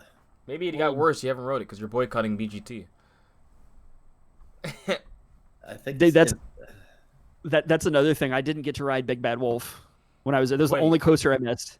So now let's go over the parks real quick because I do got to hear about this trip now because Okay. You're I good. got to hear about this trip because I'm like, what the heck? So I'm gonna Big Bad start Wolf? with the two parks that we finished the coaster week with before I go to the ones I hadn't been to. So we went to KD. It's KD, I got no complaints. I mean, a lot of the rides were running one train, unfortunately, Wait, what day so did there you was a go? little bit of a wait. What day was Shit, this? man. It was either a Wednesday or a Thursday. Yeah, that makes sense. Especially with how Um, the new chain has been. Yeah. They are gonna like even operators like they'll have like they'll have the least amount as they can, to run right now. Yo, Wes, do you know any of the operators for that ride? Which one? Sorry. Uh, Timbers. I don't Or do you know. recognize any of them So, if I brought them up? probably because I've been there Okay, enough. there's one guy there that like made that whole waiting in line thing for me like so much easier. He was kind of a little bit more heavy set. He had really long hair and a beard. And anytime he would do a dispatch, he'd be like, "Oh yeah," or something like that. I don't know like what that dude was on, but Heavier set, longer hair, yes. and a beard. He was a little round. He had like long hair. I think he had a beard. But he was like really loud and like very I guess enthusiastic or whatever. See, I know another guy with a beard, but he has short hair. Okay. You might not know who I'm talking about. Anyways, I waited an hour in line, and the entire time I was waiting in line, at least like in the little section where they make you, put your phone away, I heard that guy just like, what say you're excited for whatever, 1, 2, 3. Oh yeah. So I gave him like the biggest oh yeah on the way out. I was like, dude, thank you for keeping my sanity. I appreciate it. Because I'm not gonna lie, man, they had green running all day, so it was running good. It was just running like the ops were really slow because one train, but at least they picked a good train. Man, yeah, like I haven't even gone to Bush or KD during the weekdays this year, so Yeah, it's like, sheesh, I'm kind of, I don't know. It's just seeing these cost cuts because I know they would even still have at least 2 trains on, Twisted Timbers. Now, yeah, I don't know. I'm not sure what was going on. It didn't look like they were working on blue. yeah, I know they just finished working on blue, so there's no way. Yeah, They just finished that like a month or 2 ago, so that's clearly like, all right, let's save this, and we know people like Green Train, so we're gonna run that until the brakes run off into the end of Haunt, and then now that they're not doing any New Year's and stuff, there should be a big reset for maintenance. Now that's one thing I think a lot of these parks do need. Or Ryan the Ride Mechanic, which probably my favorite YouTuber right now in the whole coaster niche, is just because he's someone who's actually done it, so he gives such unique insight behind the scenes of just how everything works with the roller coaster. Yeah, he talks about how these maintenance schedules can get like, you get that one blip behind, and then you never actively try to fix it. Step behind, close it early or do whatever. You get stuck in that blip forever and ever until it's a 305 situation. You're basically always behind, and you're basically never opening the ride with the park. So I do think a lot of the rides in the park need that. Like Twisted Timbers need to stop opening with 1 train. Intimidator / Pantherian needs to open with the park for at least, I would say, 2 years in a row. At least give it 2 years. Look who's here. Taco Bell. Oh yeah, so another one. So I'm pretty sure we haven't done that many so far. But yeah, here you go. I kind of cut it off, but it's all good. Hopefully someone got a bomb. Maybe I don't know. I haven't heard you say "shut up, bitch" or anything, so I don't. I wish I could smoke inside. Here. But yeah, no, man. KD was fun. It was KD. It was a little slow and like the ops weren't the greatest, but I mean, a day at KD is better than a day at no KD or no day at KD. Right. So, what you think of Rapterra? But then, oh yeah. So my first ride on Rapterra happened in the rain, so I had my eyes closed most of the time, but it was still a lot of fun. It's a weird take or whatever, but it's a good rain ride, man. It's fun. It feels like you're like flying through a rainforest or whatever. It's cool. I did think it was a little bit weird that they had a really long queue with no shade. I mean, I know it's not like hot out, or it wasn't hot out when I went, but like. So did you notice that they have some of the rings for it, but they just have like 1 set of canopies at the front? They just put up like a week or so ago. They just put up the canopies like near the end, like near like the where they split for left and right. I had heard people saying that they started putting them up, but like I don't know. It takes Why would you do that 3 months before for each set? It's ridiculous. Yeah, well, apparently it takes them forever to paint a roller coaster, so whatever. Well, I know they're done with the paint now. I forget exactly The what the theming issue. or whatever. Well, no, it's definitely the lift motor that they were waiting for now. But they try to say, "Oops." Oh, is that what it is? Yeah, because when you went on a racer, at least when I was going on, you would definitely see it was just missing. No cable or anything either. Like, just missing. Like, in Really? the local ground, yeah. It was like kaput. Oh, no, I didn't know that. Place. It just got put back in.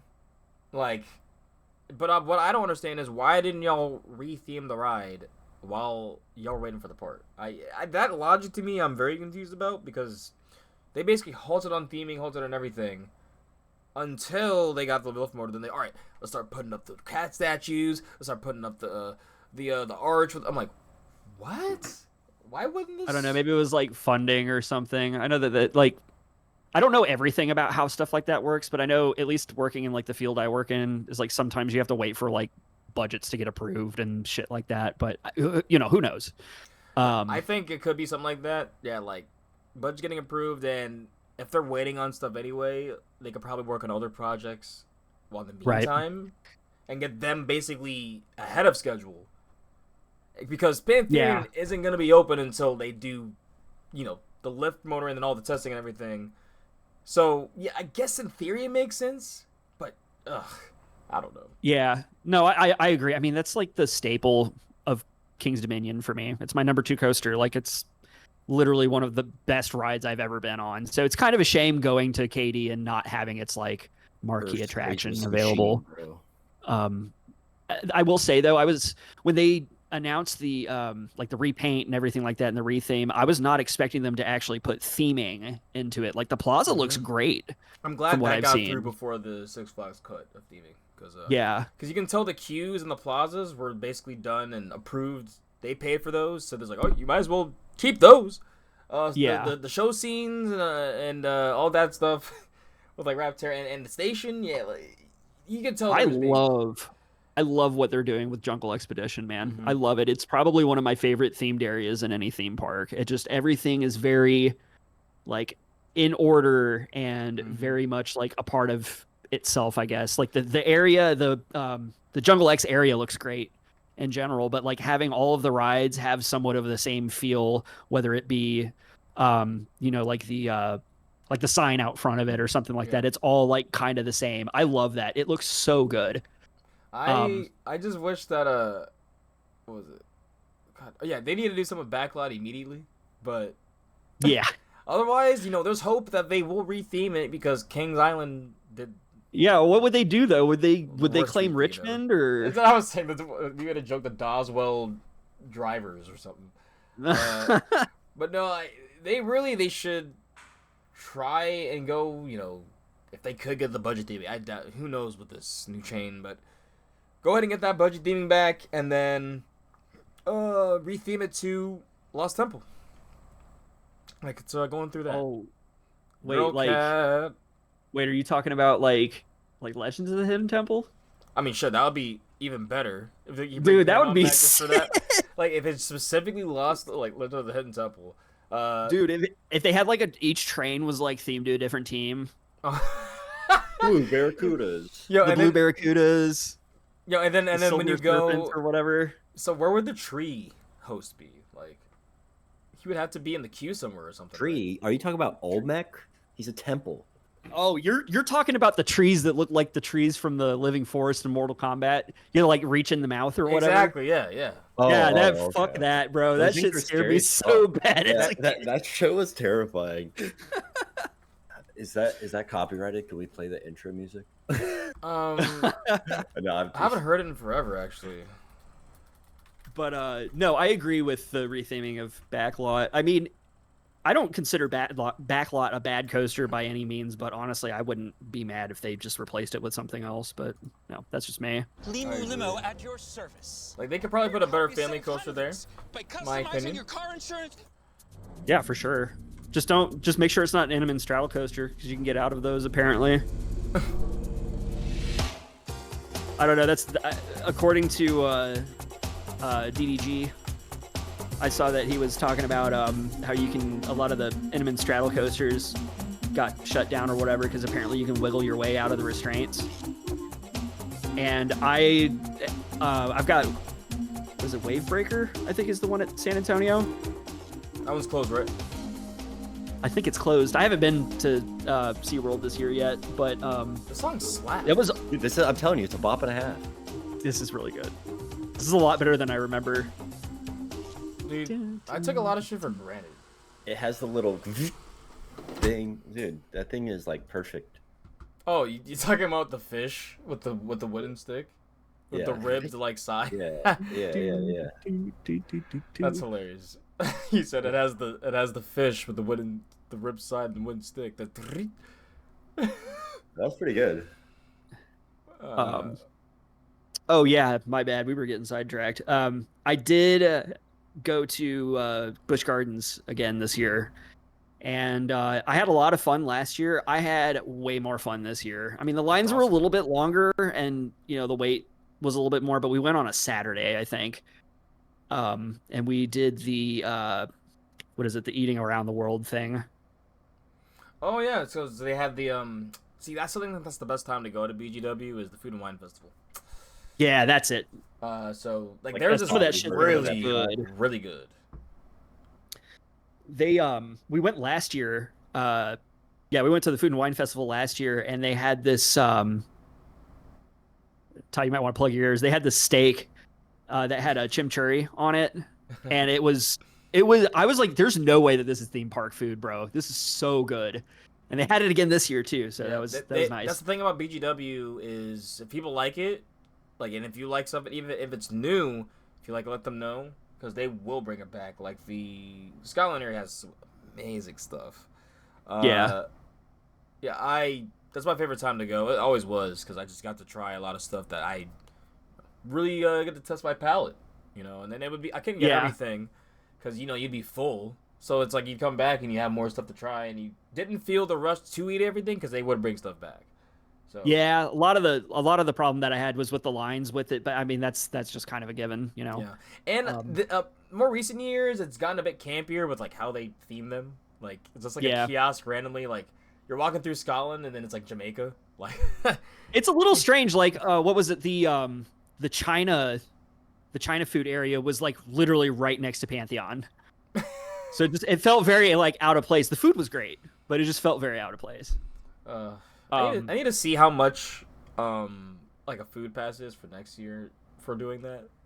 I might just get blasted. It might be content for you guys. Just review of the Food and Wine because I wanted to do that, but work's been kicking my ass. So my Saturdays have been just days of just being in a coffin and just resting with the cats.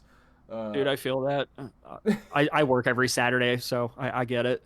Oh yeah. So I work every Saturday too, but Saturday is basically my Friday. So I get off and then I play D&D and I struggle to make it through all the way to the end of the night. And then, that Sunday I'm like, I have Sunday. I can go to a park. It's basically my Saturday. And then I'm like, I just want to be a bum. Dude, that's so real? And just to warn you, it's gonna get worse when you get older, dude. Yeah, I know. It's gonna get worse. The coffee's been helping, but yeah, like friggin'. I think I used to go to theme parks like every Sunday, and now it's like every other Sunday or like one Sunday out of the month or something. Because when I'm done with work, I just want to fucking flake out and do nothing. Also, let me enjoy my house. Let me enjoy this room. Yeah, right. Yeah, let me enjoy this thing that I pay more money for than I do any like theme park shit that I like never spend any time in.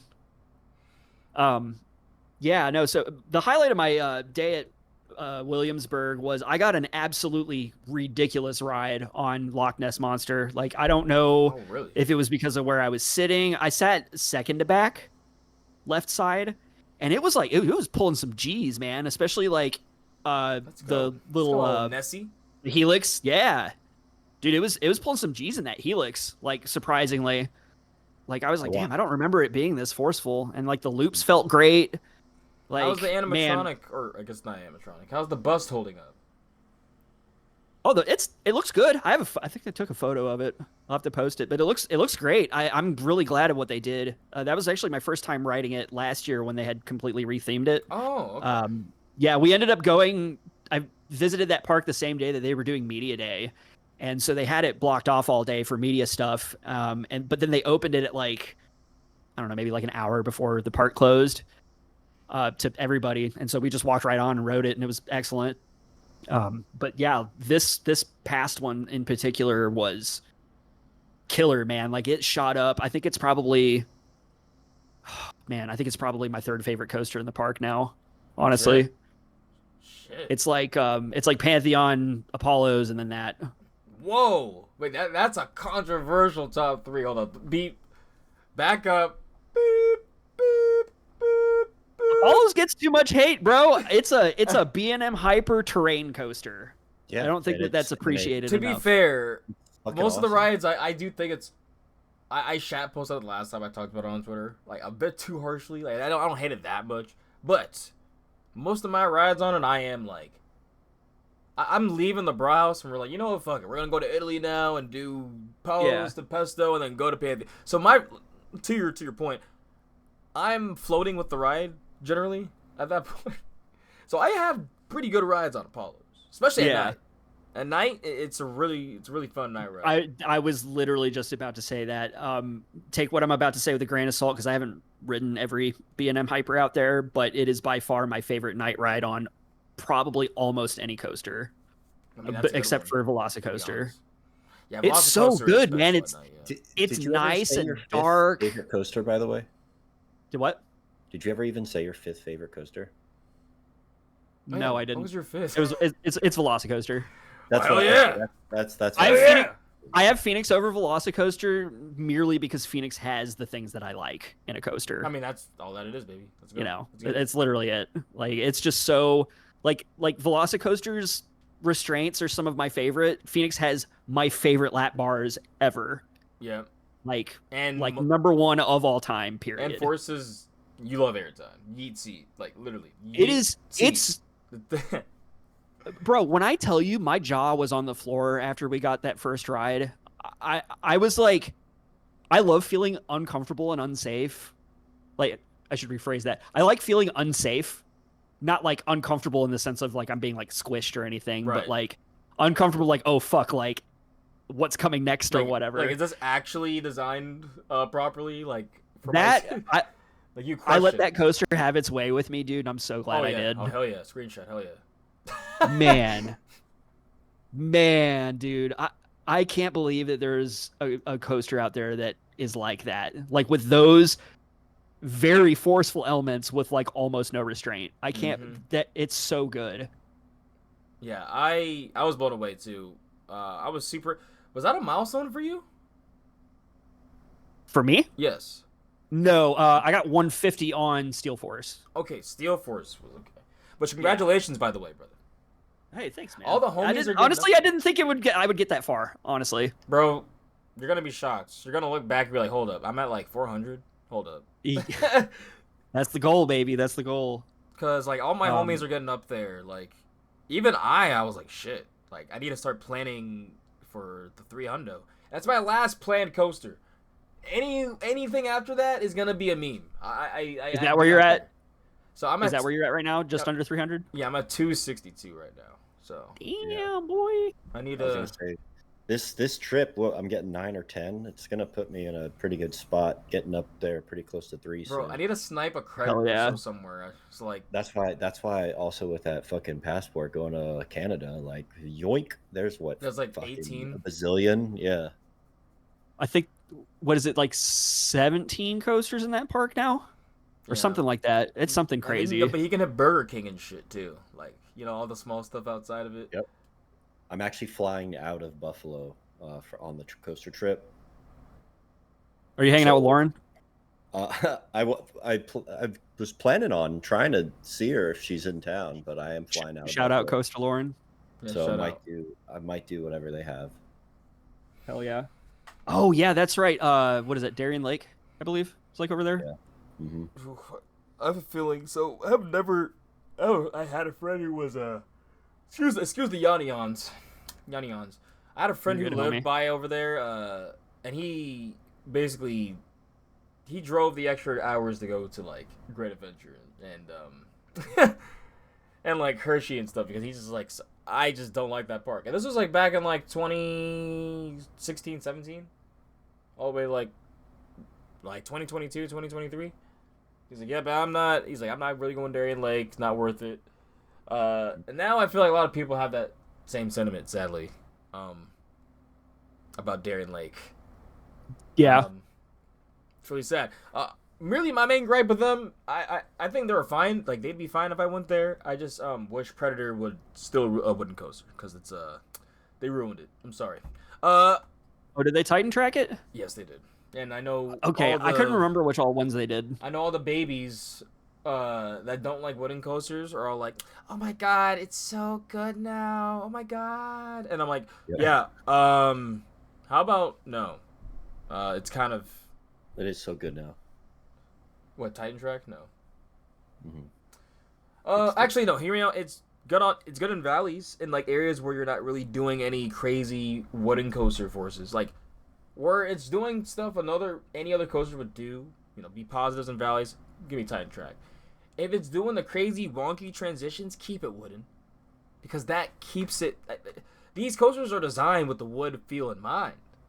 You love the wood. Never mind. All right. Unsend. Fuck yeah. The wood feel in Actually, mind. resend. Resend the wood feel in mind. But no, seriously, man. Like, How do you feel about RMC 208 then?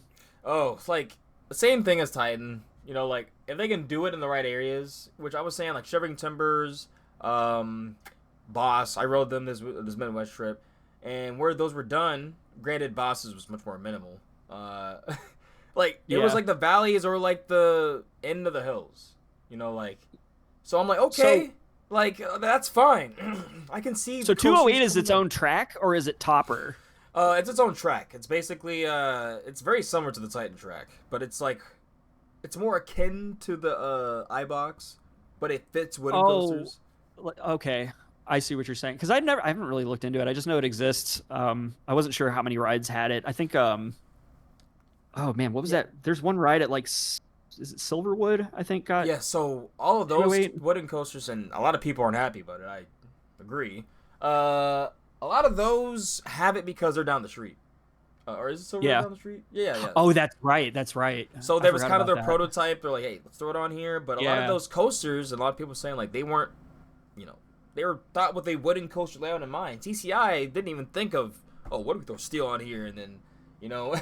kind of changed the whole feel, the laterals and everything, and like that was not in the 90s. Like, I don't know. I will stand TCI forever. I'll stand Gravity Group forever. Oh, same.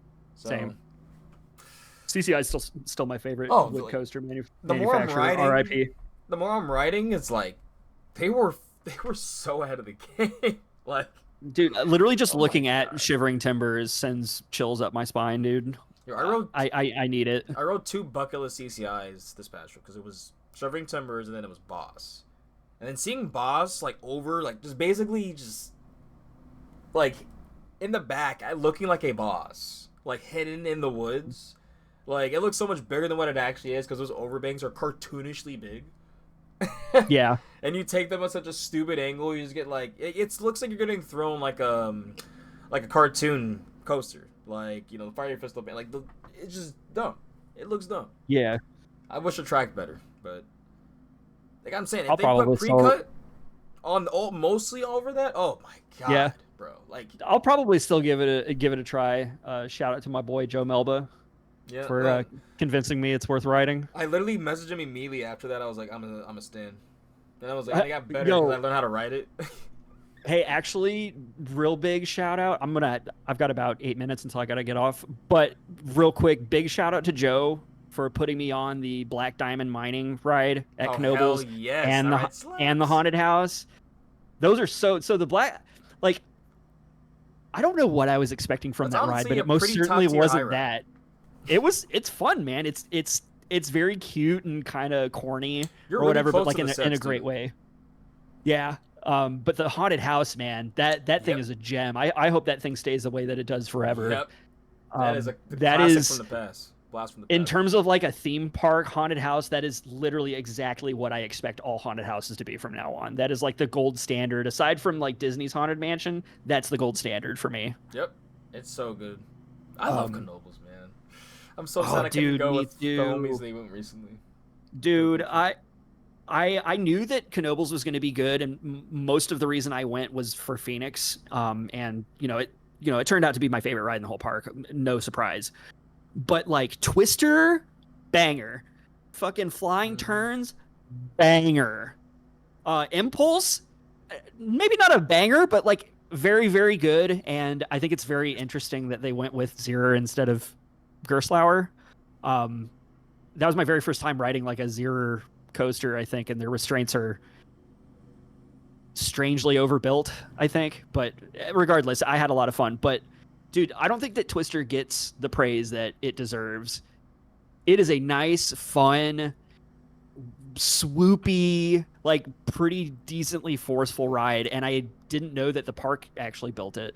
Friends that went recently, I think it was majority, because I always tell people to coin flip of whether they're gonna prefer Phoenix or Twister, like as their favorite. But I think it was like 4 of them went. I think it was 3-1. That Twister was like their favorite. Yeah. In the park. So. Dude, Twister is really fun, man. I'm very surprised it doesn't get talked about more. I kind of see it as like a diamond in the rough. I don't consider Knoebels to be the rough, but it's just kind of one of those things that it's like, hey, yeah, this park is home to Phoenix. Oh yeah, and Twister. Yep.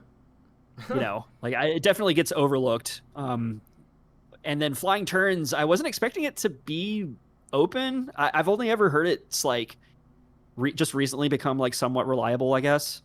I know that like for like a little while it was kind of, I know for a little while it was kind of a pain in the ass to get on because it was like always experiencing some kind of problem or something like that.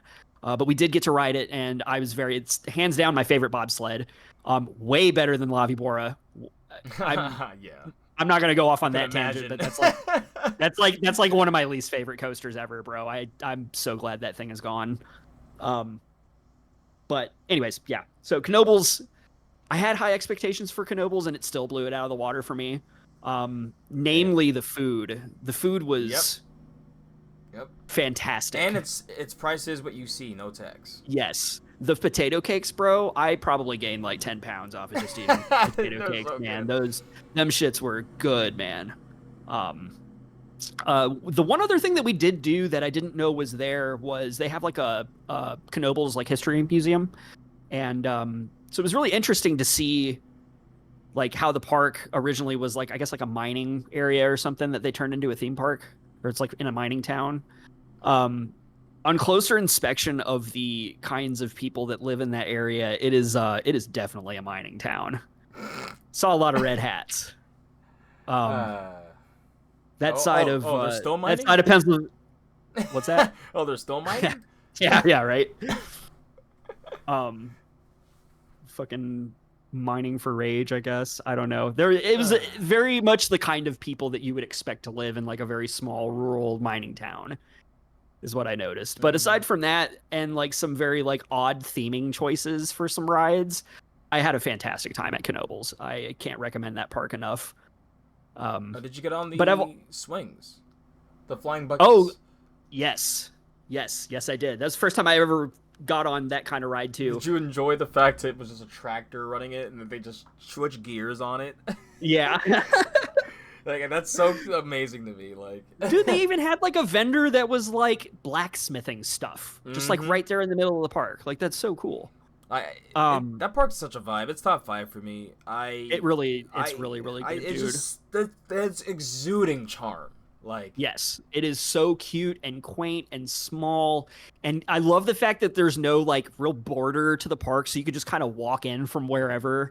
I saw there was literally houses in the backyard of the park. Yeah, can you imagine just like waking up one day and being like, I'm gonna go to Knoebels? You just walk across the street or like who needs through coffee your backyard when you have Phoenix and Twister? Yeah, no kidding. But to wrap up my last 3 minutes, basically Hershey Park was a return, and I got all the credits that I wanted from there. Actually, that's why you end up getting Skyrush the trip. I'm super happy. Yeah. So I did get Skyrush. I got Candy. I got Storm Runner twice. Storm Runner's amazing. Storm Runner slaps. We did both sides for Thunder Run. We did Laugh Track. we absolutely did Wildcats a couple times. Mm-hmm. But I had my first time at the Chocolatier, the restaurant. Oh, nice. That was amazing. I got this like did you get a whole this meal? short. Yes, I got they have this braised short rib or whatever, but it's seasoned with like some kind of cocoa powder or some kind of chocolate, and like the carrots are too, dude. It was actually Man, good. it was crazy good. I was shocked at how good it was. I need to go Everybody back always talks there about and get something good because I still think it was right when they were really new. Like it was like a year or so, and they were trying out all these experimental stuff.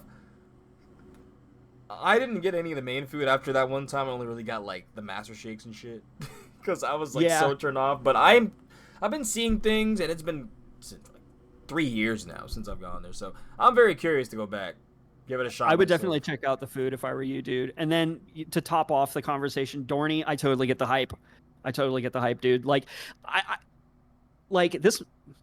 I don't want to step on anybody's toes. I love all the rides at Dorney. I don't think that they're like super crazy elite or anything like that, but for that park specifically, they're perfect. Like Right. Steel Force, where it is, what it does, perfect. Thunderhawk, where it is, it's like the way that it like kind of like looms over that little plaza area near the benches, perfect.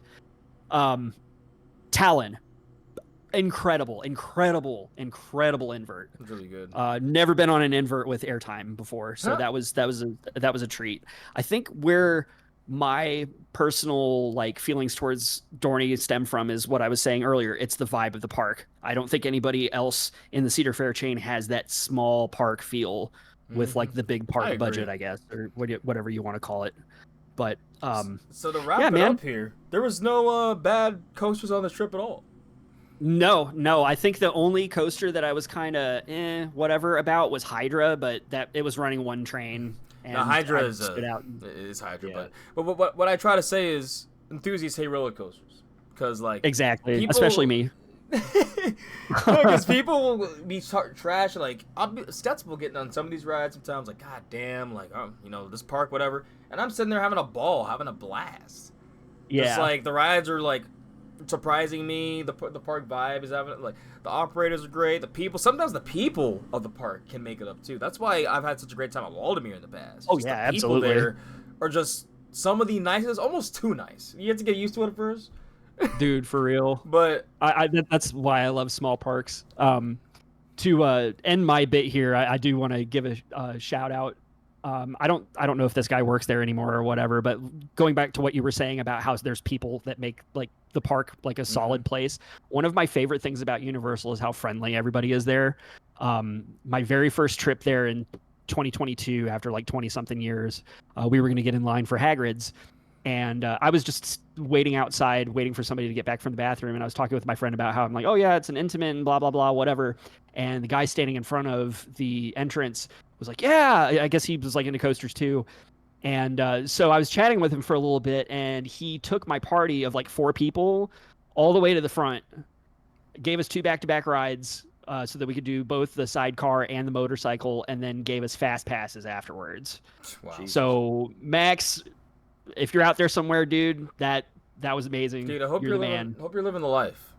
Yeah, man. I hope that you get nothing but I don't know, good things, because that was truly something. Because we were gonna wait in line for like 2.5 hours, 3 hours, or whatever, and he's like, "Nah, man, I got you." So May it life was cool. treat him the way he treated you on that trip. Hashtag you owe fist Exactly. bump. You owe fist exactly. bump. Hashtag you owe fist bump. There you go. That's it. You owe fist bump. All right, gentlemen. Well, Wait, where I'm can sorry they that I follow can't you, stay. man? Yo, What's Nate, up? this was a pleasure. Where can they follow you? Yeah, no, thank you, man. I'm definitely gonna have to come back on another time because I've got a lot more to say. But I appreciate you guys having me. I appreciate you making time for me. I know this isn't really your normal operating hours for the podcast, so greatly appreciate it. You guys are gentlemen and scholars. That's scholars, though. as I hitch my pipe here, say. Okay, well, y'all, but where can they take it follow easy. you, man? Where can they? Well, Keep up yeah. with Let me your shout takes. myself out. You can follow me on Twitter. I'm not calling it X at Good. the Yeet Seat. I would plug my Instagram, but I don't really use it. So Yeah, I'm pretty sure my Instagram has a link on my Twitter. So if you're curious, you can find it there. But yeah, follow me for terrible coaster takes and the Good coaster take, occasional you're a B&M enjoyer. We love it. the occasional shit posting. So, but yeah. Anyways, y'all take it easy. Man, Nate, it has been a pleasure. Yeah. Man, you got to come back on here. Anytime, buddy. Imagine you, Joe, Scoob. Oh my god. Jordan being on here. It's craziness. And Dude, then we do game night. I'm game. I'm down. Do some like golf it or something. Oh shit. What do we know? Where I don't know how to do snake draft. Where we make coaster drafts and shit. Alrighty, bro. All right, y'all. I'm gonna get out of here. Take care, man. All right. Peace out, homies. So that was actually perfect because I guess we could try to speedrun the news. Because 3 hours? Yeah. That's normal for us. Yeah, we could do the news in an hour. Oh shit. He left, but I didn't bring up Goaty McGoatface. Who's that? That's what he said online. Because someone said it was like Fun Food Blog. Also, guys, I'm sorry if y'all hear any lawn work outside. It's like I really can't help that. I just don't know. So yeah, but Goaty McGoatface is what should be the name of this weird goats at Alpenfury. Okay.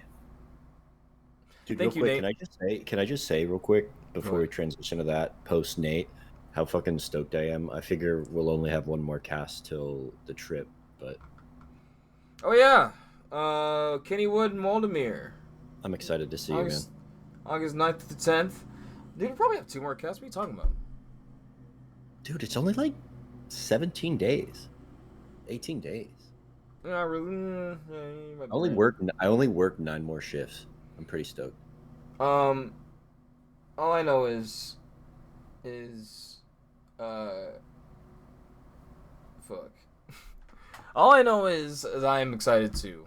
I really, really cannot wait to get back to Kennywood, especially with y'all for the first time. The people that have not been there. Waldemir, ride one of my favorite wooden coasters. See if it goes back up in rankings or not. Still in my top 10 though. Waldemir has a good wooden coaster? Yeah, dude. Phoenix? What? Or what is it? Raven? What? What is it Are called? you just saying any other coaster besides the one I just said? I don't know what it's called. I said Ravine Flyer 2. Ravine Flyer 2. My bad. Well, yeah, I said That's a earlier stupid we name. missed it, but they got, well, I think I also said on a precursor in the last cast 2 weeks ago, but yeah, they ended up getting Wild Oasis open. Congratulations, guys. It seems like it was, things are going good. Staying on that, I'm pretty sure there is news. Damn, my man just counted it. Hey, what are you talking about?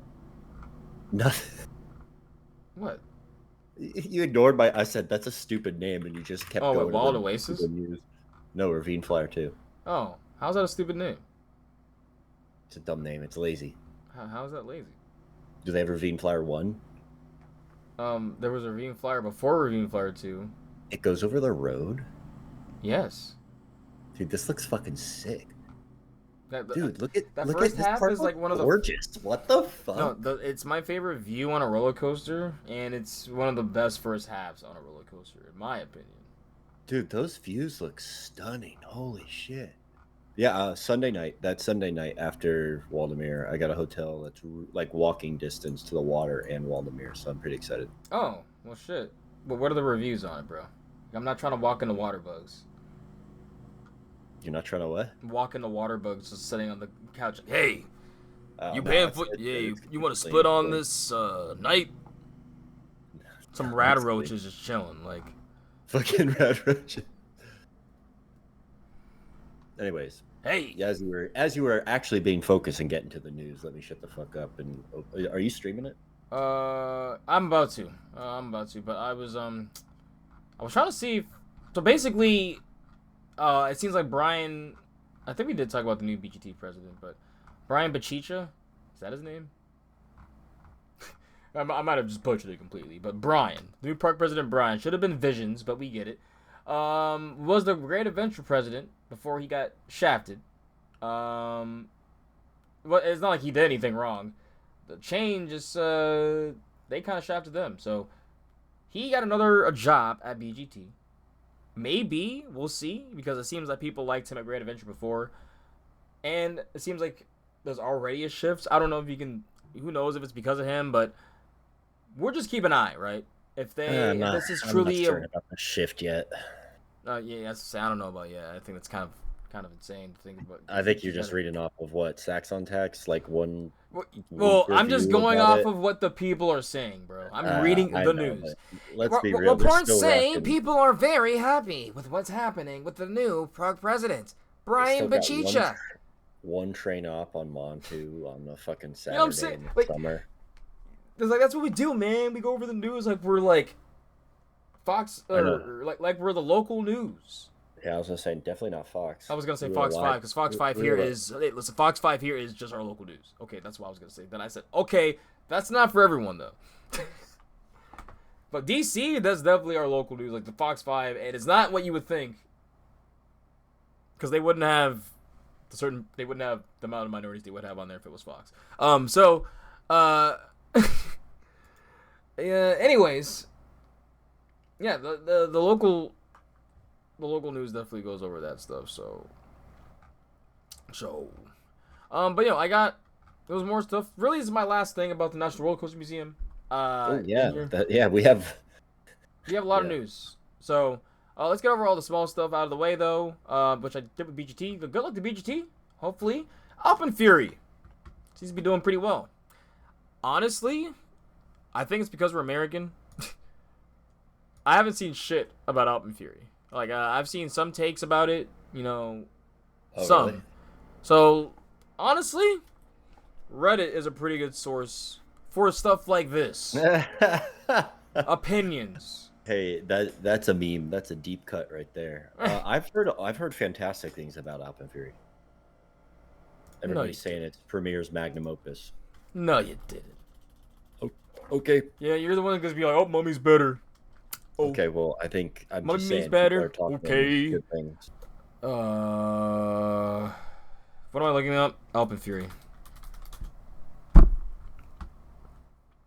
wrote Alpenfury for the first time today.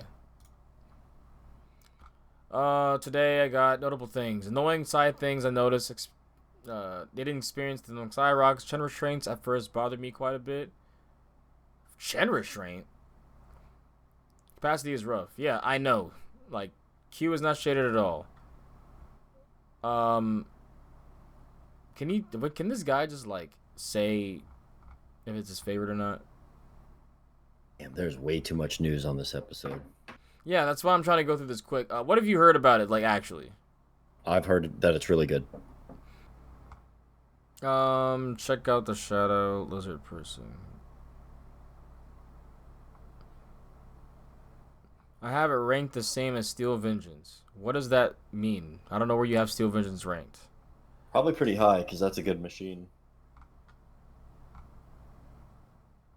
I mean, I've seen people basically have the top 20. The pacing on it looks crazy. That's the main thing I noticed on it. Mm-hmm. The cuck support is pretty funny. Wait, they have a cuck support? What are you talking about? Drunk Riders made a pretty funny post about it.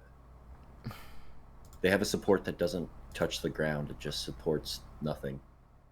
Oh, that support. Mm-hmm.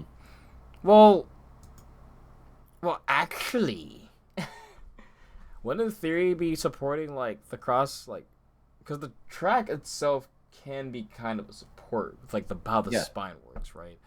And especially if it's arched. Yeah, with that, I mean, they already have those two behind the one that, I'm sorry, just engineering's kind of awesome to me. So it does look funny, but I'm just like, cuck support. I didn't think of it. Alpenfury looks sick. I just wish those barrel rolls. Here's the review I have. It's low-key, kind of meh coming out of the mountain to the Sky Flyer loop, but travels back to the mountain, hits hard. It's aggressive, but also graceful. In 9 inversions, you're basically upside down half the ride. Also, there's a goat, so yeah, that's cool. Thumbs up. Good. but it shouldn't replace anyone's top 10. Apparently the launch is really good. It looks great. People are saying generally in this thread it's a step up from Mavericks. Which, Ooh-wee. if that's the case, that's kind of fucking insane. Yeah. Someone who's written it 9 times with many other high-grade launch coaches, but I think a lot of y'all abroad and better traveled would have a hard time slotting it into your top 10. All right. Anyways, moving on with the news. It has a goat. That's pretty dope. So, it has a go. Sorry, I'm reading. No one's I know. talking about Alpenfury, but it just opened and it's the best thing that's happened to Canada since. Wayne Gretzky, who's a punk bitch now. So that's a long time ago. It's Wayne Gretzky, like. Not that many good things happen up there. Let's be real. Oh shit. Yeah, the line was crazy. Luckily we don't have to update this with Joe, or it's a good update with Joe. Steel curtain was closed, but it was open again. So, yeah, we talked about Falcon's flight earlier, basically, but there was it's been testing. We'll see if it actually runs. That's like basically the big thing. Does the VP of Alton Towers leaving position? Let's Yeah. talk about that real quick. Did you listen to the TDR on their Alton Towers and everybody fucking hated it and said there's like no good rides? Oh, I normally do a big catch up when I'm bored. I've been listening. I'm in my music, back into music in my car again. So Nice. give me like another like few more weeks where I'm just like done with it, and then I'm just listening to podcasts. It's the only thing in my car again. So yeah, I've been taking a little bit of a break. I'm like super behind on Coaster Cuzzies. Super behind on Side Friction. And Side Friction basically has Ryan the Ride Mechanic on there now. If you guys didn't know, Ryan the Ride Mechanic basically has a podcast now. Now, I will say, I will always miss, like, the first basically 50, 60 episodes when it was Steph on there with Bob. Because there was just, like, a wholesomeness and, like, actually, like, just silly, memey nature that I really do appreciate. Like, it was relatable in that sense. But it's very news heavy. Like, they're going strictly into the news and going into the nitty gritty of why you know certain decisions are made. They're older, you know. There will be dad jokes and stuff made, but I've hung out with Bob for years. Because he basically is local around the parks here, so yeah. Get the cast to listen. Now Bob, Greg, and Ryan the Ride Mechanic.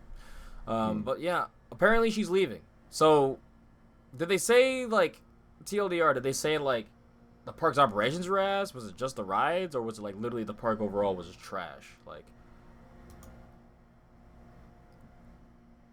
do you know or do you not know? I don't know who you're talking about or what ride you're talking about. Well, I was saying Alton Towers. Oh, yeah. They said that all the rides are kind of dull. Like Nemesis was a huge letdown. You know, obviously like one of the most hyped up overseas B&M and inverts. You know, Oblivion does nothing. A lot of the rides are just like, you know, a +1. And also they treated them like absolute shit there as compared to like Forp, where they like everybody got like pampered. Like they like the group actually had like an experience. Alton Towers is just a hot fucking mess. I mean, I have heard recent years Alton Towers is definitely. Yeah, it's too many British people in it. It's gonna be terrible. But what? The Thor Park they had a great time at, bro. What are you Yeah, talking but those are like quality, good British people, not low lifes that hang out at Alton. After much thought and reflection, I've made the difficult decision to leave Alton Towers at the end of September 2025. Should I just have a British AI speak over this? Oh God, no! I don't want to hear a British voice. Oh my God. I don't feel like doing one either, right now. I like British voices, so Ugh, let's just do a Jeremy Clarkson voice. ugh. Oh no. This decision hasn't been easy, but it's one that my family and I have made together. Thinking carefully about what's best for us, both personally and professionally. Over the past 2.5 years, it's been a genuine privilege to lead the resort through some truly unforgettable chapters. From the legendary return of Nemesis Reborn to the unveiling the curse of Alton Manor, launching Toxicator, reimagining Hex, and reinvestment into Skyride for future generations. This has also been hundreds of smaller projects and everyday initiatives that have been reintroduced with fans and guests at the heart. Some of my personal favorites include Nemesis VIP experiences, behind-the-scenes tours and track walk opportunities, weatherproofed queue lines, increased preseason cosmetic work, enhancing theming for deeper immersion, and even small but meaningful touches, all with fans and guests at the heart. Each of these projects and milestones have been driven by the same thing that fuels you: a love for the resort and everything that as we head into an exciting summer. And with Scarefest coming to life, I'll already be through September to support teams and ensure a smooth handover. The search to a VP will begin shortly, and I begin to the right person at hand to lead the resort. Those have been away, Alton Towers will always hold a special place in my heart, and I can't wait for unforgettable developments to come in the fans. I'm not gonna lie. A lot of that felt a bit like she was trying to get hired somewhere else. But let's see if people are sad about this again. I don't remember. From seeing her at events, it seemed like she wanted to go heavier with the immersive experiences and entertainment, whereas Merlin was the opposite. She had the vision and wasn't supported in it, I guess. Jumping and sinking ship.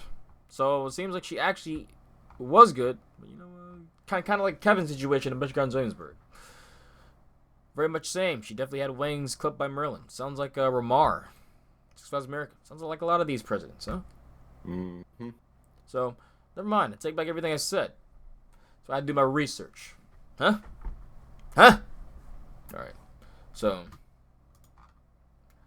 Good riddance to her, I guess. Hey, do you think, real quick, do you think ZDT would fit in the Scorpion plot?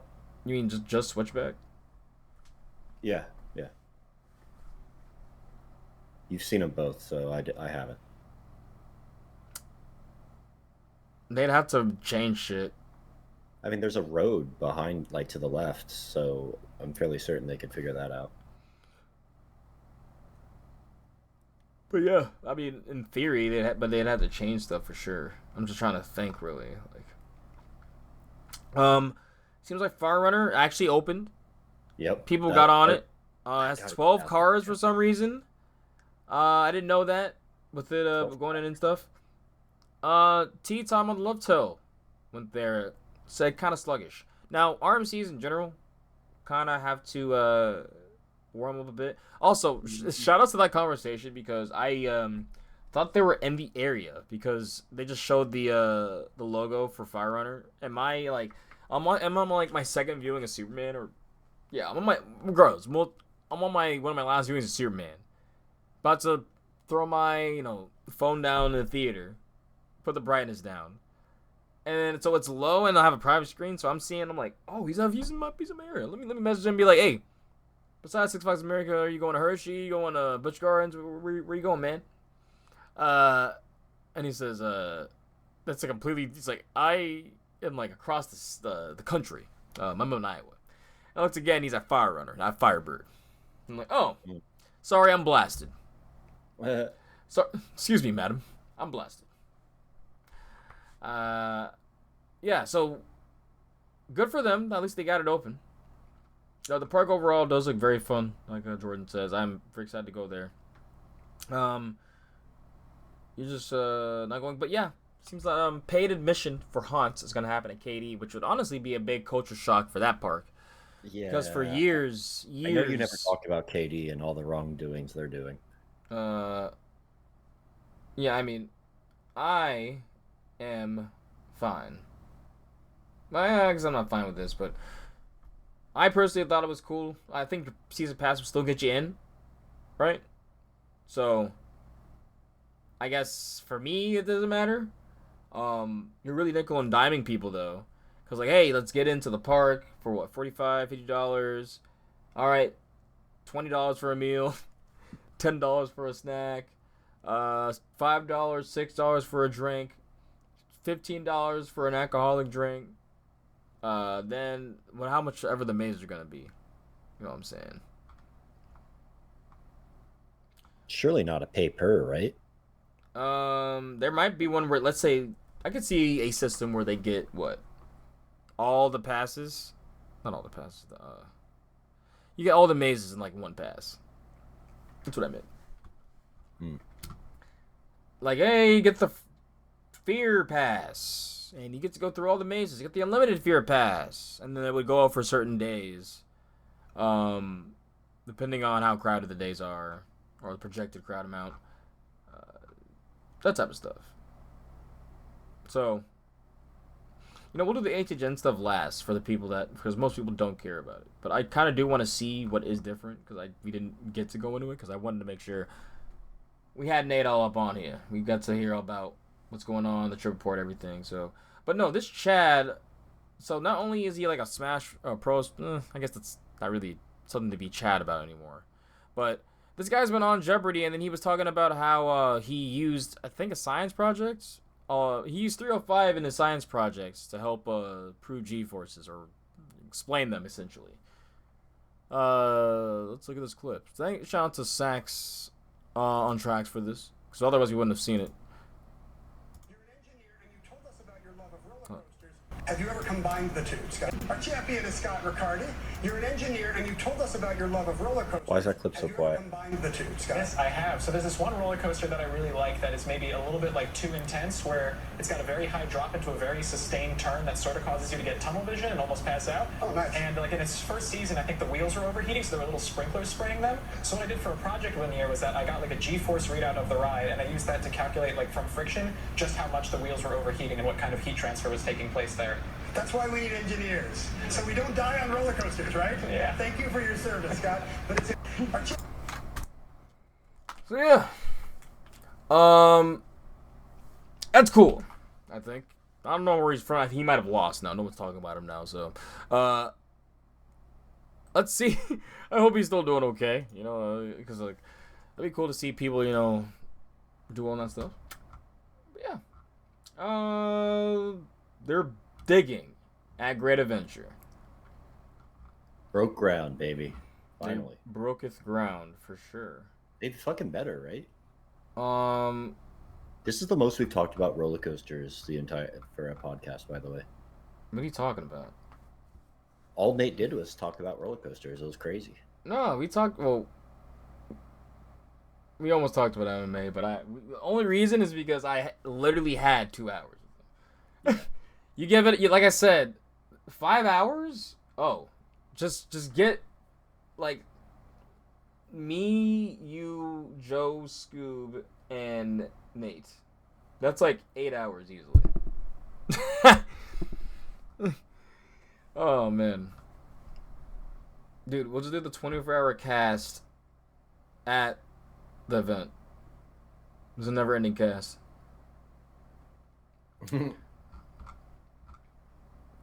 It just never ends. But yeah, who knows what's gonna happen. There were markers there for a bit for the Great Adventure. Now it's looking like there's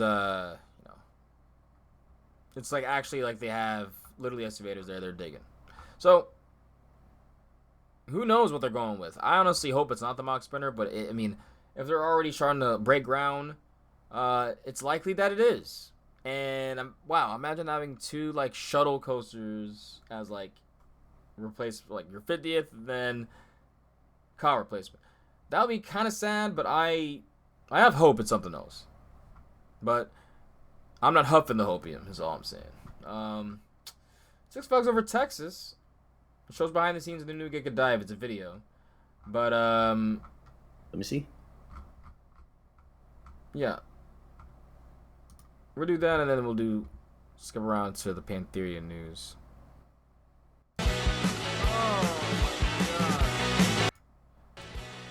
Yeah, last video was literally so quiet. You're a pin drop. This video, Hi everyone, my name is Patrick, and welcome to the next episode of Behind the Fun. In this series, we're going to take you behind the scenes at Six Flags Over Texas to see all the amazing things happening at the park. And as you can see, I'm on the construction site of our 2026 record-breaking dive coaster project. I hope they call it In our El last Toro. episode, we gave you an... What they call it? What? El Toro. No comment. inside peek at how roller coasters are manufactured. And in this episode, I'm going to show you the beginning phases of what it takes to install one. Look at that spine. First, ground clearing was completed for the ride in the Spain area. As some of our Well, they observant finally fans realized have that seen, pieces of they the need to track go as well beefy as the as supports fuck. have arrived on site at Six Flags Over Texas.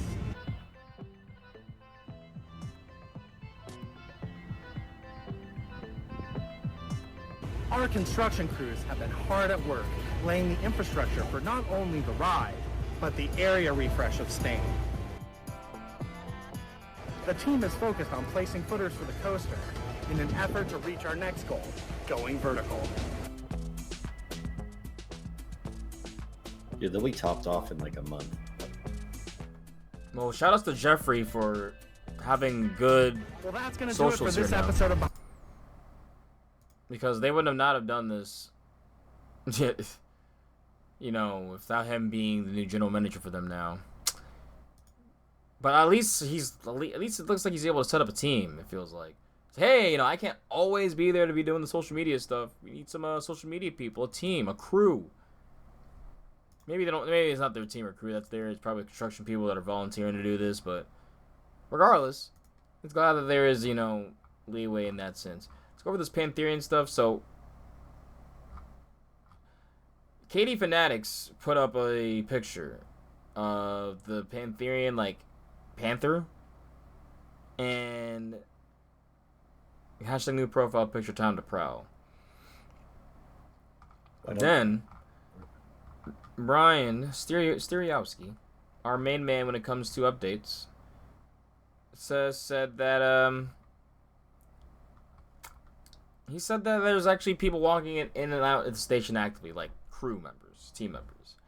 On top of that, KD Fanatics caught people power washing the queue. Like they're getting it ready for, of course I can't see it because I'm not logged in. But anyways, yes, it shows them power washing the queue. Like they're getting ready to actually have people come in and go there. So, that would be awesome if Chris, Nessa, and are you actually coming through this Saturday or no? No, I'm not. It'd be cool if it did open for them. Because, like, I think every single homie has came through and it was, like, a little hope and then it's just, like... So, it's just sad. It's just sad. I'm just tired of that happening. I would be the happiest man on earth if that were to happen. But, we'll see. Pleasure Beach Express derailed. It's crazy. Have you seen this video? Yes, I have. Sorry, I'm reading the National Roller Coaster thing. Oh my god! Oh my... Yeah, it just ran over The accessibility ramp just fell off during the ride. And then... Yeah, it's steel... connected with bolts, you know, as the ride connects to the chassis, as it's going on, rolling against the gravel of the kart track, and then the track goes up and wedges, and because of thrust, physics, pushes, the whole car derailed. Oh my god. The accessibility ramp is just thrashed. I know. Sorry you were so triggered by that voice, by the way. Yeah, I was just about to complain about it. Yeah, that's crazy though. Very British coded to have something falling apart and look like shit. Yeah, that's why Batwing lost its front car 3 weeks ago and hasn't opened.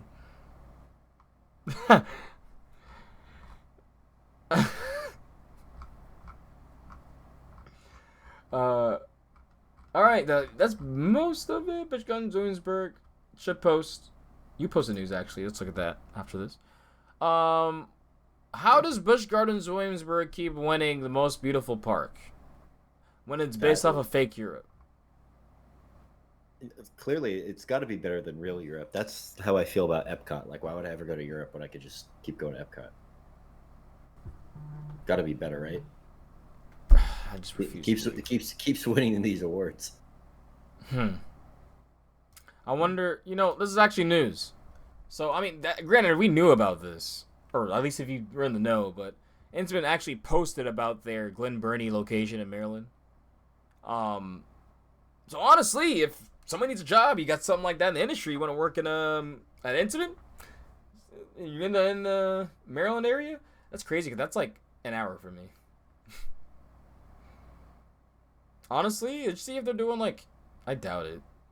See if they're doing like interviews or something. Yeah, be a data nerd computer guy that you do. No, I don't mean like those type of interviews. I meant literally, I just want to go and see the facility. Hmm. I mean, honestly, if I could, but damn, I don't know. I don't know how intriguing that job would be. Might not be that fast paced because I don't know. Who wants fast pace, bro? What's wrong with you? Maybe I love fast pace. Oh my god, I want to fall asleep at my job. No, that's boring. Yeah, Then time goes by too slow, and then it's just like. just read a book. Also, those are really cool. Is that the one I posted? It's the same car. It's fucking awesome. You just posted the same car we covered like 3 episodes ago. It's with the lights on and looks cool. The lights weren't on the last time? I don't know. It just looks cool. Jeez, don't listen. This is why I don't share news. Well, this is the only time you've repeated news, basically. So, It but you're looks fine. good.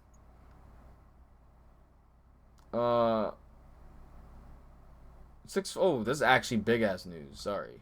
Six Flags America, they're actually looking to give it up for sale. Not just like.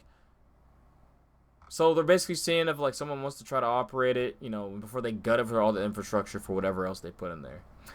So this is from Attractions Magazine. Six Flags America, located in Bowie, Maryland, within Prince George's County and nearby Washington, D.C., a town called Largo, will permanently close in November 2025, as announced last May.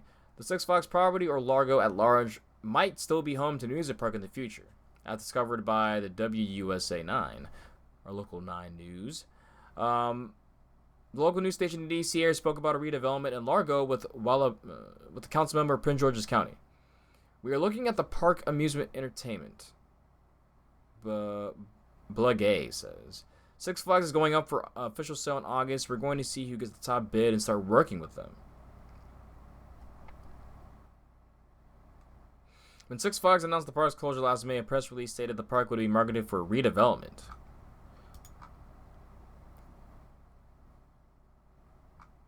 So that's why it is weird, because you would think like, all right, they already either had a deal or they already had like stuff in mind, but now it seems like locals might go against that. I didn't even think y'all liked the park like that, because to be honest, y'all weren't at the park. And I really don't blame you to be completely honest, but y'all weren't at the park, and you went to KD, Hershey Park, Busch, anyway. So what I'm hoping is that they realize the potential of about 100 million people market that you could pull. Yeah, Maryland. Maryland, I mean, shit, you're in Maryland, but then you got D.C., Virginia, Pennsylvania, New Jersey, West Virginia, Tennessee, North Carolina, South Carolina.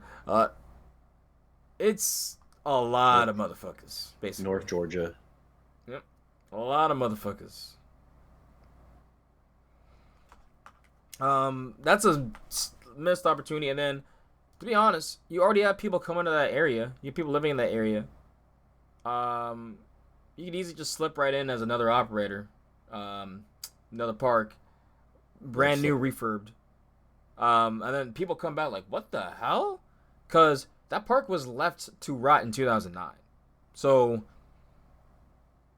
if they saw an actual brand new fresh coat of paint on that and more, people would actually come back. Like, I just think it's a pretty good market. And imagine they keep Baldwin and stuff like that. Oh my god. Like, it's probably the only roller coaster podcast to ever say nice things about this park. Or is this just a wishful thinking by you? No, the park's trash. I literally said I don't blame people for skipping this park and they live 20 minutes from it. What are you talking about? Yeah, I don't know what you heard, but I said the park's I said literally last cast. It's the You're worst. saying it's a good. No, I'm saying because right now you're like it's a good market. Like you want it to be saved or whatever. Oh no, I don't want this park to be saved. If that makes sense, because what this is saying is like we're looking at a park entertainment or amusement entertainment going up for sale. We're going to look to see who gets top bid and start working with them. So like I'm assuming whoever gets top bid is gutting this park, because you have to. Nothing like only thing you can save is retracking Wild One. You keep Roar, I guess. You retract that. I mean, layout's a bit is dated, but you know, if you make it smooth, it's at least rideable, right? And then Joker Jinx, Firebird, Superman, if you really wanted to. Everything else is probably gone. Like when I saw the kids area is completely gutted. Like the kids area. Joker Jinx. It's the outdoor clown foff. What Fighter Taylor would tell you.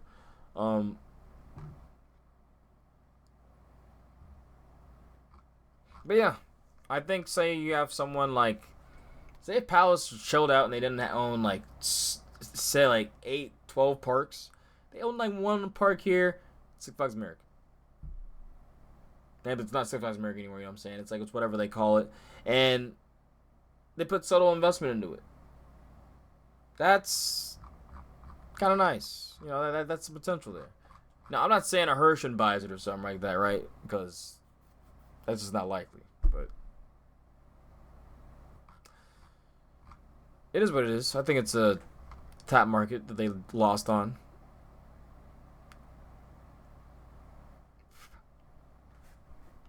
I still need to go. Well, what are you waiting for? You could have gone this Saturday, dude. I feel like I need an extra day off. Like that's just a lot of driving to do. Wake up early, drive, crash, park day, and drive back. You know. Nah, just do it, dude. You're not doozy enough. No, not right now. Not to do that. Not for that shitty ass park for a 1-day trip. No. So before, If anything, I rather you know, be able to see you or my buddy Tyler, or, you know, make it a thing. All right, let's get that out of the way first. So, what the fuck is this ad? Sorry, it was gross cockroach suit am I seeing? Let's get this out of the way and end on a good note with HHN, huh? Or so people can just leave. The early. HHN thing is small. It's just updating what they're doing with the scare zones. Bro, I literally, you've been up to date. I didn't see any of the like all those that we were looking at. It's completely new to me. I haven't seen any of the reveals. So The cat lady. But in case y'all were weren't aware, I've been beefing with the National Roller Coaster Museum quite a few years now. Recently, it's been popping up again because of, obviously, they've been getting quite a few pretty substantial trains. Cause trains are now there. But they made a big event out of it this year. Because they got them around the time, I'm assuming, that their normally annual event is. Right? So, I'll talk with a few people about just the inner workings of museums and everything. Because like, another reason why it pisses me off, because I'm in DC, we are museum capital. I want to say the U.S. at least. We have so many fucking museums. Mm-hmm. So I know why, they don't have to be open all the time.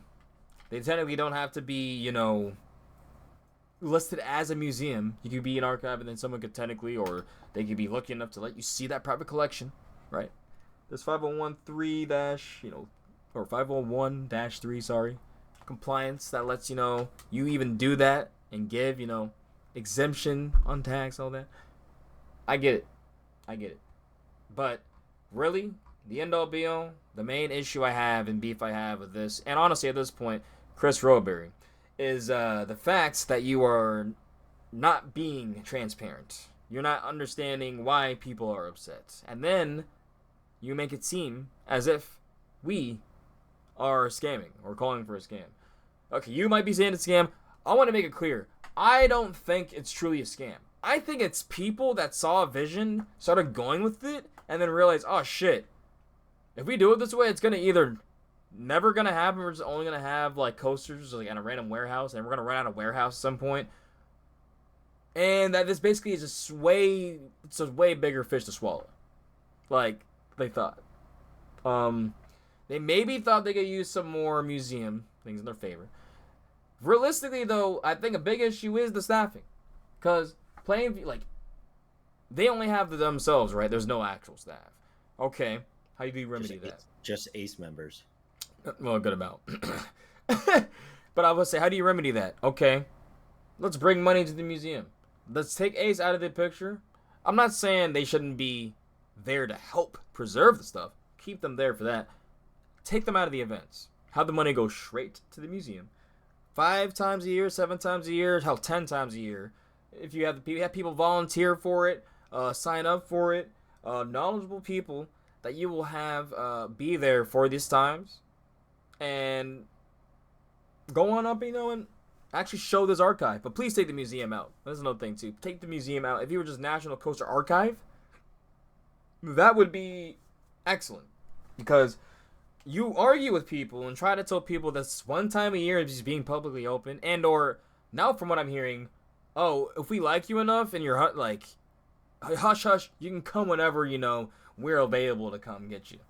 I'm not afraid to say that, because honestly, like, that's kind of bullshit, because this should be a thing on your website. It's not kind of bullshit. It's literally a bullshitting on my desk right now. That's how much bullshit it is. But I love how much we talk about this fucking thing. No, we're basically your favorite coaster sucks 5 years ago. Like, it's hilarious. But I got a list of actual amusement park museums you can visit. Go to the website. So you're looking on my screen, right? Yeah. So this is one outside in Sandusky. Apparently this one is not doing too well. But I think it's because a lot of these are so niche. If there was actual straight up, and then one of the last ones are going to go over here, I think that one has the best chance of doing a pretty good job, because they go over every aspect of the amusement industry, not just roller coasters, not just carousels. It's like every part that was it's mostly Pennsylvania archive right now, but they are really trying to build it and get more. They have fucking stuff in King's Dominion. Now, I'm tempted to go contact them very soon, because they're doing tours and you contact them, because it's easy. Also, what's the first thing you see here, Tyler? Museum, history, tour. You see tour, right? Directions with open hours. Yeah, on the front fucking page, mind you. Now, that's my issue. If they were to say on the page of the Museum of National History, hey guys, we're having troubles keeping this open. Like, this money is not easy. Like, we are expecting this to open soon. Just say soon. We don't need a time frame. Like, is it like it's open soon? Like, we need more time. Like, we need.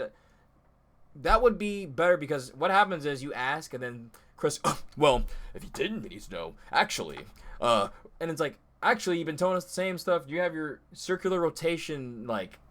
Is he responding on Twitter, or? So he runs the National Roller Coaster Museum Twitter. Oh, okay. Okay. And then he does have a Twitter. So I yeah. That's why I said I'm blacklisted at Ace events, bro. There's no way. Like, I can't. If I sign up for one, I'll walk into the event and they'll give me. They probably won't give me my money back. Actually, I'll just walk in and they'll just it'll go towards the roller coaster museum. See, honestly, I don't mind that, because it's preserving history. What I'm pissed about is it makes it look like you're hoarding it, because y'all aren't clear about what's actually fucking happening. But the merry-go-round museum, go ahead and see it. Directions, where is this? So y'all can go there. Visiting museum is easy. Free parking on the site. Just enter this on your GPS. 301 Jackson Street, Sandusky, Ohio. Yeah, so after your Cedar Point trip, this isn't even affiliated with Cedar Point, by the way. You can just go here on your own volition and take this. So I'm saying, like, now keep in mind, location is bad for the National Roller Coaster Museum. Next, the closest park, I think, is 6 hours. No. Substantial park. There's a shitty park next to it. We went over this. But, yeah. That's their thing here. Yeah, museum hours, March through May. Wednesday, Saturday, 11 through 4. Sunday, 12 through 4. June through August. Tuesday through Saturday, 10 through 4. Sunday, 12 through 4. September through December, 11 through 4. Sunday through 4. So full on hours. You can contact us to get more dates and more up-to-date closures. Full contact sheet, phone number, and the address. Does it say how much it costs? Yes, it does. Admission prices: adults $10, senior citizens $7, children 4 through 14 $6, and under 4 is free. And it includes one ride token. That's an insanely good deal. And they have a gift shop. That's a really good deal. All that information are on the first page because they're an actual museum, not a warehouse with not even lighting. I want to say but they have content creators transferring fucking. So hear me out about that. I actually made a post on Zoodoo Looper's video, like a comment. I was like, it's a shame that because I said what I said, like people are in over their heads, and then now they get mad when people genuinely ask questions. Yep. And put things together in a way that does seem, and instead of trying to, put the flame out lightly, hey guys, we're here for you guys and everything. You instead inflammatory and say, those are just people online, basically just people online talking, know nothing about what's going on. Just like they say it's scam. Come see it. Come guys, come see it. Like advertising the event actively after basically, click. And then you argue under his video, making it all messy. Because none of the National Roller Coaster comments are there anymore. Luckily, actually, I don't even know if it fucking matters. It's slop. But, because the only thing you see now is Zooter responding to people, right? I'm pretty sure either Zooter or Chris was like, hey, I probably shouldn't be National Roller Coaster responding to this. Respond to your video, bro. But he didn't respond to me. Zooter Loopers did. And what did he say? This is what he said. I said, I think when they first thought of the project, it was not going to be as hard to put everything together to make it functional. Now people are asking honest questions, and it's being framed as people being disingenuous when it's been a thing for over 6 years now. Take Ace out of the equation with events and have money go straight to the museum to help build funds. Wish there were actually some more nuanced conversation around that. He says, I love for the similar thought. If funding is the problem, how can we create more events, opportunities, drive more attention, and donations? I hope this place can complete the vision because it's amazing. Yeah, I could imagine it'd be amazing looking at history of roller coasters, the hobby that you're in. But no, not to throw shade at Zooter, but I'm just saying, I would love to go plan a trip. I would. I think people underestimate too. If they were to open it, that's what me and Scoop are talking about. They kind of can't just open it because they don't have the staff. I don't know if it's up to them for them to do that, but they just don't have the staff. And if they were to say, "Hey, we're open," you have people come in there and they have one or two people you just hire some old retiree and pay them $11.50 an hour. Yeah, but then is that the best experience because they're not educated? And then now we're workers' rights violation. Hello. Well, it's okay if they're old. You take advantage of the boomers. It's revenge from them ruining the world. But yeah, you just have one or two actual people that know something about machines and stuff. Maybe a child and underpay them too. I mean, you can have them volunteer. Also that. I'm sure there's plenty of nerds, and then Ace would probably get their grubby hands on him and be like, "Yeah, you come intern for us," and they'll be all fucking weird because it's a bunch of fucking weirdos. But yeah, main thing, reason why I'm mad is that who is threatening the museum? I just call it a scam. No, roll it because when in the comments under the YouTube video, you have Wilkes Museum going. Yeah, it's taking way longer than anyone wanted, the board included, but between COVID, the cost of construction, and saving cars along the way, this is where we're at. There's a reason I joined the board because I saw the hate and what was needed and wanted to see how I could help. I'm not saying you have, but yelling at people on the org, harassing and even threatening isn't helping anytime sooner. Now, I'm reading more into this. He probably means people threatening other people. But about what? The museum. In any regard of how much I dislike this scam, I don't. No one would threaten anyone. Yeah, I'm like, I don't know where that came from, but that sounds like he's victimizing himself more. No, yeah, it's Chris touch some grass. Yeah. I know it's not much out there in Plainview. Hit him with a shut up, bitch. But seriously, like, no one is threatening your life or anyone's life, or anyone's well-being over the museum. Like, I don't know. I mean, I tell people to not donate, so I definitely would threaten the well-being of the museum. Here's another museum, Herschel Carousel Factory. Where's this one again? You can plan a visit. Hey, look, on the first, plan a visit. Right on the website. Go, wow. Visit. The first thing. Hours, admission, and directions. Who would have thought, guys? Who would have thought? It doesn't take you to an ACE page to donate. To donate and get absolutely thanks for nothing.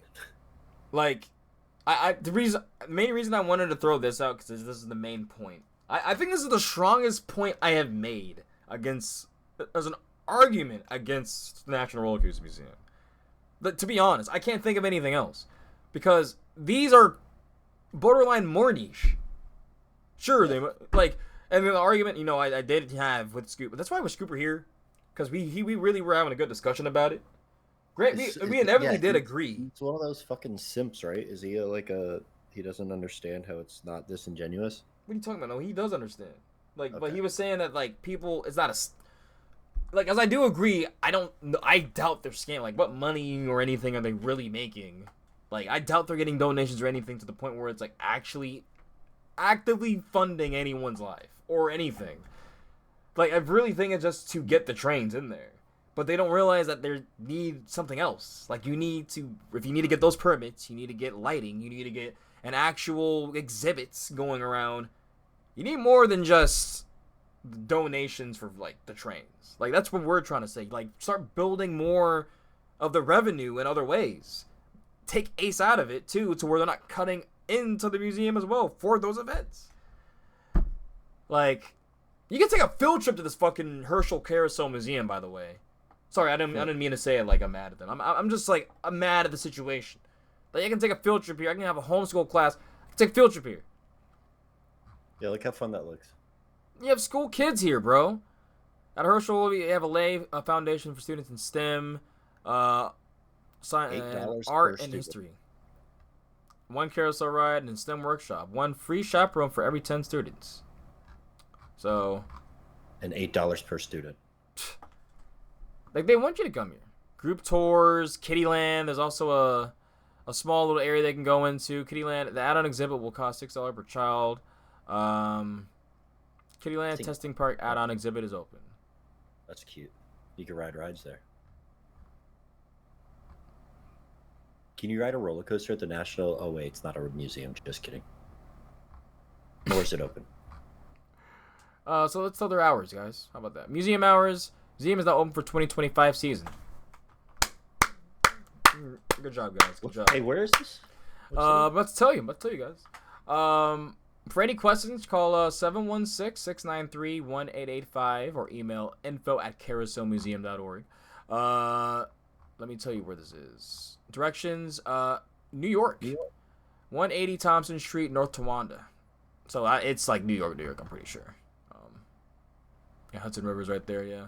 Oh, yeah, Carnegie, yep. So that's cool. That's honestly, I think it could do well. I think it can do well in somewhere like there, though. $8 for a student in New York. That's great. Yeah, $12 adults, $6 children, $9 for seniors, $9 students, but $8 if you're in the group package. Yeah. Current hours are Monday through Saturday, 10 a.m. to 4 p.m. Sundays, noon to 4. That's fun. I would visit, like, if I had, like, a young kid. Like so the main reason why I was mad at the event for being open from, like, what, 1 to 5, it's a once a year, and you were letting these people, like, see it, like, never. So that's the main reason why I was upset about that. But I get museums, it's normal for them to be open limited hours. Like, but who would you bring here? Would you bring Frey here? Yeah, I probably would. And maybe in another 6 months. she I feel like she grew a lot since I last saw her. Yeah, that's a lanky girl, bro. Yeah, I'm like, that spurt hit. Yeah, man, it's that good feeding. Just saying. That good vegan food, man. That good vegan food, man. So yeah, that's another one. Upcoming events too. There's they actually have events that happen for here too. So Yeah, go ahead and go to the Herschel Carousel Factory Museum. What are they about? What's their mission? What's their mission? Off the Niagara Frontier is a premier national historic site and community resource for family recreation and learning that fosters an appreciation for the unique heritage of the carousel and related industries in the Niagara region. Oh, it's in Niagara. It's not New York. Yeah, we're dumb. So through educational, cultural, and recreational programming, visitors will experience the places, people, stories, and artifacts associated with. It was just a quick little skim. I'm not GeoGuessr, bro. I didn't claim to be. Yeah, that's true. We only looked at like the Google Maps of like 3 blocks. You saw Hudson. Hudson, that's in New York City. Oh, New York, and it has Hudson. Clearly, New York City. Hudson River's not like fucking massive, obviously, from all the way from Niagara, like through everywhere. Anyways, HHN news. Last one here is this one. Actually, that's I think the most actual.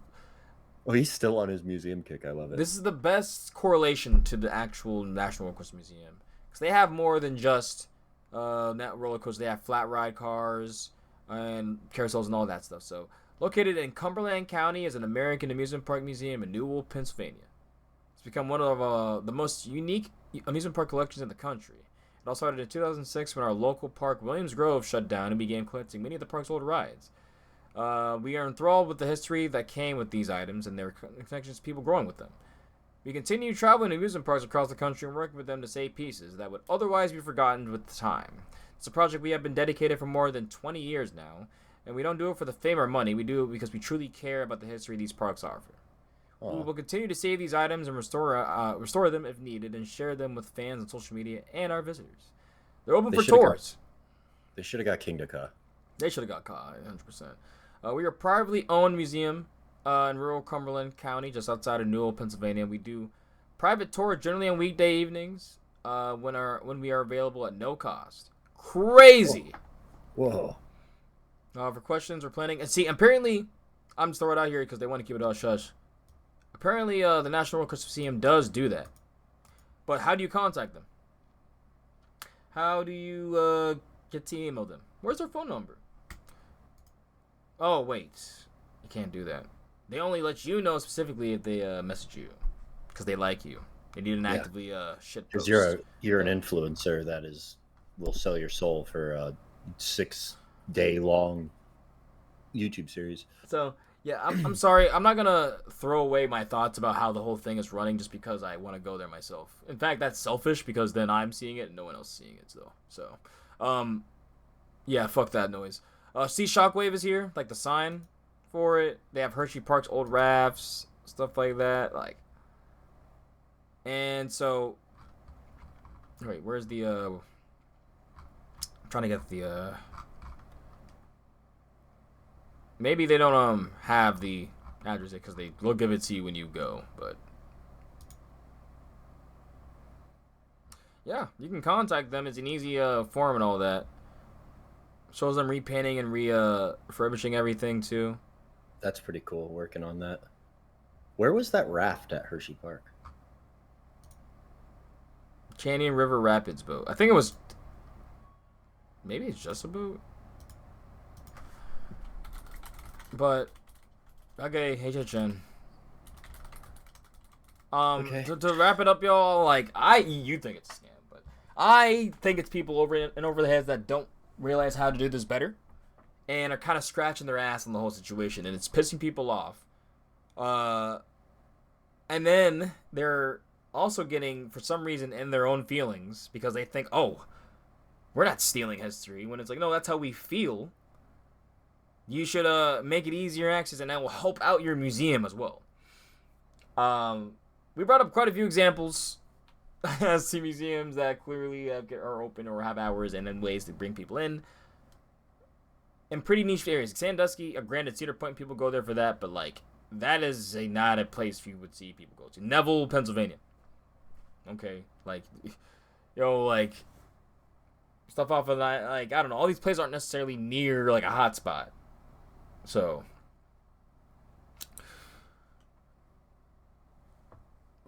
yeah. I just think that they can deal with this better. But on to Haunt now. It's all you now. I need to rest my voice. Um, I'm kidding. I had Universal. I'm trying to find this goddamn tweet. Let me actually look at these. So, Origins of Horror. What's this? Scare It's a Zone scare announcement. Enter a decaying conservatory Twisted Vines when artists carve tributes to Halloween Horror Nights 34. You'll encounter monstrous crows, gargoyles, and more. So, I have my doubt about these scare zones. Are they actually going to scare people in them, or is it going to be so crowded that they just have people look at them? And they No, can't scare zones anyone? are never scary, bro. So why are we talking about this? All right, guys. not Catch y'all skipping. next episode. That was episode 82. Bro, if they don't matter, why are we talking about this shit then? Like, Well, the one go to the scare zone that fucking matters, bro. bro, none of them will matter if none of them can actually be scary. Scroll down. Oh my god. Keep going. What? Keep Why going. am I going to June, dude? I'm in June. Oh, never mind. Where the fuck is this? I'm like, what are you talking about? Masquerade Dance with Death. Nope, not that. Invited to Masquerade Ball. The Cat Lady Crooked Lane. That one. Click that one. Oh, that's why your fucking thing is that, you dummy? I didn't know that. This you is the silly one, bro. goose. They responded to a picture of girl cat and boy cat in this. Oh, I love it. That's cute, actually. Yeah. See if you could see the Travel down a comment. spooky winding path to a mysterious home where trick-or-treaters are transformed into feral felines. Be careful, or you'll be next. I mean, honestly, I'm gonna be dressed up as a little spooky black cat the entire time and just hanging out there. Mutations Toxic 20s. Can I get drunk here? Yeah.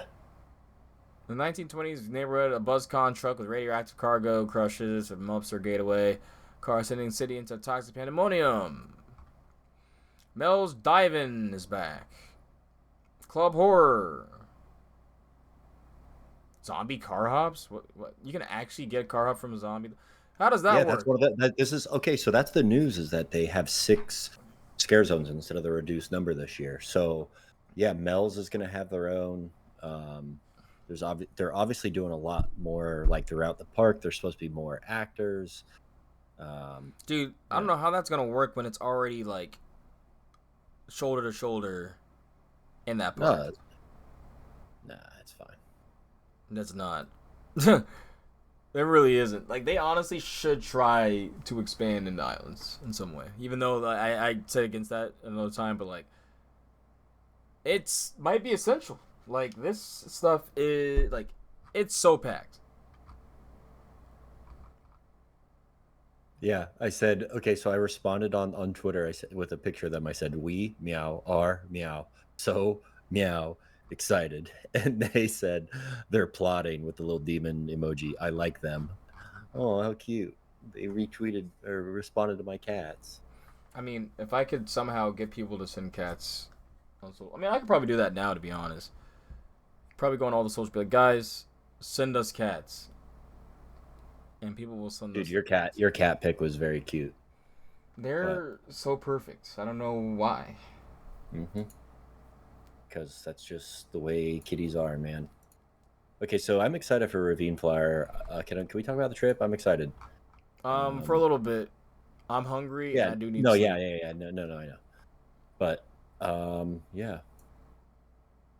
So, okay. Trip's happening. I am very excited. I'm very excited. Homie's gonna see there. Get to go back on 2 of my favorite places. So. they have Ravine Flyer 3? Yeah, it's Oh, the it's kitty. a But it's kind of good. It's kind of cute. What's great. Ravine Flyer? Ravine Flyer 2 replaced it because they had it there, and then the original owner wanted to bring a Ravine Flyer 2 to replace it, and they finally did. Oh, do you have to go to the Steel Dragon ride first? Because it looks like it has a terrible line. Oh, the spinning coaster? Yeah. I mean, when we went there, we were there at opening. Did every single thing. Like, every single thing. Within an hour. Oh, okay, cool. Is Comet good? I must have got a bad ride because I fucking hated it, actually. But, I did hit my knee like really bad, like on the front car, but Looks old. I like it. yeah, I'm kind of excited to get a new rewrite on it, but And they have a skyrocket, right? no, Oh, they don't. no. We're actually saying we hate to admit it, but a skyrocket probably would work there. Why did I think I was getting the skyrocket? You're probably thinking of like lake compounds or something. All right, brother. Well, follow the TikTok. Yeah, follow the TikTok. Follow our socials. Rick's the end of the cast. Shout out to Nate for coming on, man. I feel like he's someone who's gonna be on here quite a bit. It'll just be the Ramblers with y'all. What are you talking about, man? Bruh, you literally if anything, he defends your B&M take, which I'm He has salty good about. coaster. He has good coaster takes. He has great coaster takes. His top fucking 5 is like perfect, right? Except for whatever that wooden coaster, I don't know, but Well, at the High Rollers DMV on Instagram, at the High Rollers C on Twitter, and at the High Rollers Podcast on TikTok. I should follow our TikTok, but that means I have to make a TikTok. the High Rollers podcast, yeah. Which Tyler, I posted on the story today. I said we're recording tonight. Tyler, you can follow you on Instagram at Yeah, Brothers Back Row. And that's fucking it. Wait, at Brothers of the Back Row. Sorry, but Brothers of Back Row. That's what it is on Instagram. Sorry. Twitter, it's Brothers Back Row. Me, Instagram, it's West Tower Coasters. Yeah, that's what it is. Then West Tower C on the Twitterverse. So, yeah. All right, y'all. I'm gonna book my hotel the second I get off this. Wait, which one? For the trip. Well, which hotel, dude? I've already sent a couple. Well, yeah, you guys want to book my hotel, and I'm like, well, which one? Is it the one that has roaches in it? Where did you come up with this? I'm just being a shitter. I already have my Waldemar one for Sunday. Well, that's what I'm saying. Did you check if they have like? Yeah, they all have good ratings, bro. I don't sleep in fucking scuzzy places. Sadly, because I could save a bunch of money if I did. You didn't check if there were hookers there, man? Like, I love hookers. what? I'll find that. What? Did you just question me liking hookers? Yeah, but I feel like, come on, man. I'm kidding, obviously. Never in my life. Right. I feel like in the Hidden Temples, they were in the cast with today. Yeah, that's perfect. Man, this hitting, bro. Like, yo, catch y'all in the next episode. Jam out. Never know who you meet in this hobby. Take care. Catch y'all on episode 83. I can't believe we're cornering 100. We're getting close. That's crazy. I think in bonus episodes you might have hit 100, but I have to check. But in main episodes, y'all, I appreciate every single one of y'all for listening, making it this far. In the loop, be careful. We do 3-hour podcasts like it's nothing, like we're sleeping. Keep out watch. I'm just kidding. We didn't mess. For those playing bingo, we didn't mention Chris and Nessa. That's criminal. I think we did. Maybe did not know. I don't think we did. Well, That one doesn't count. everyone, take care, man. Peace out.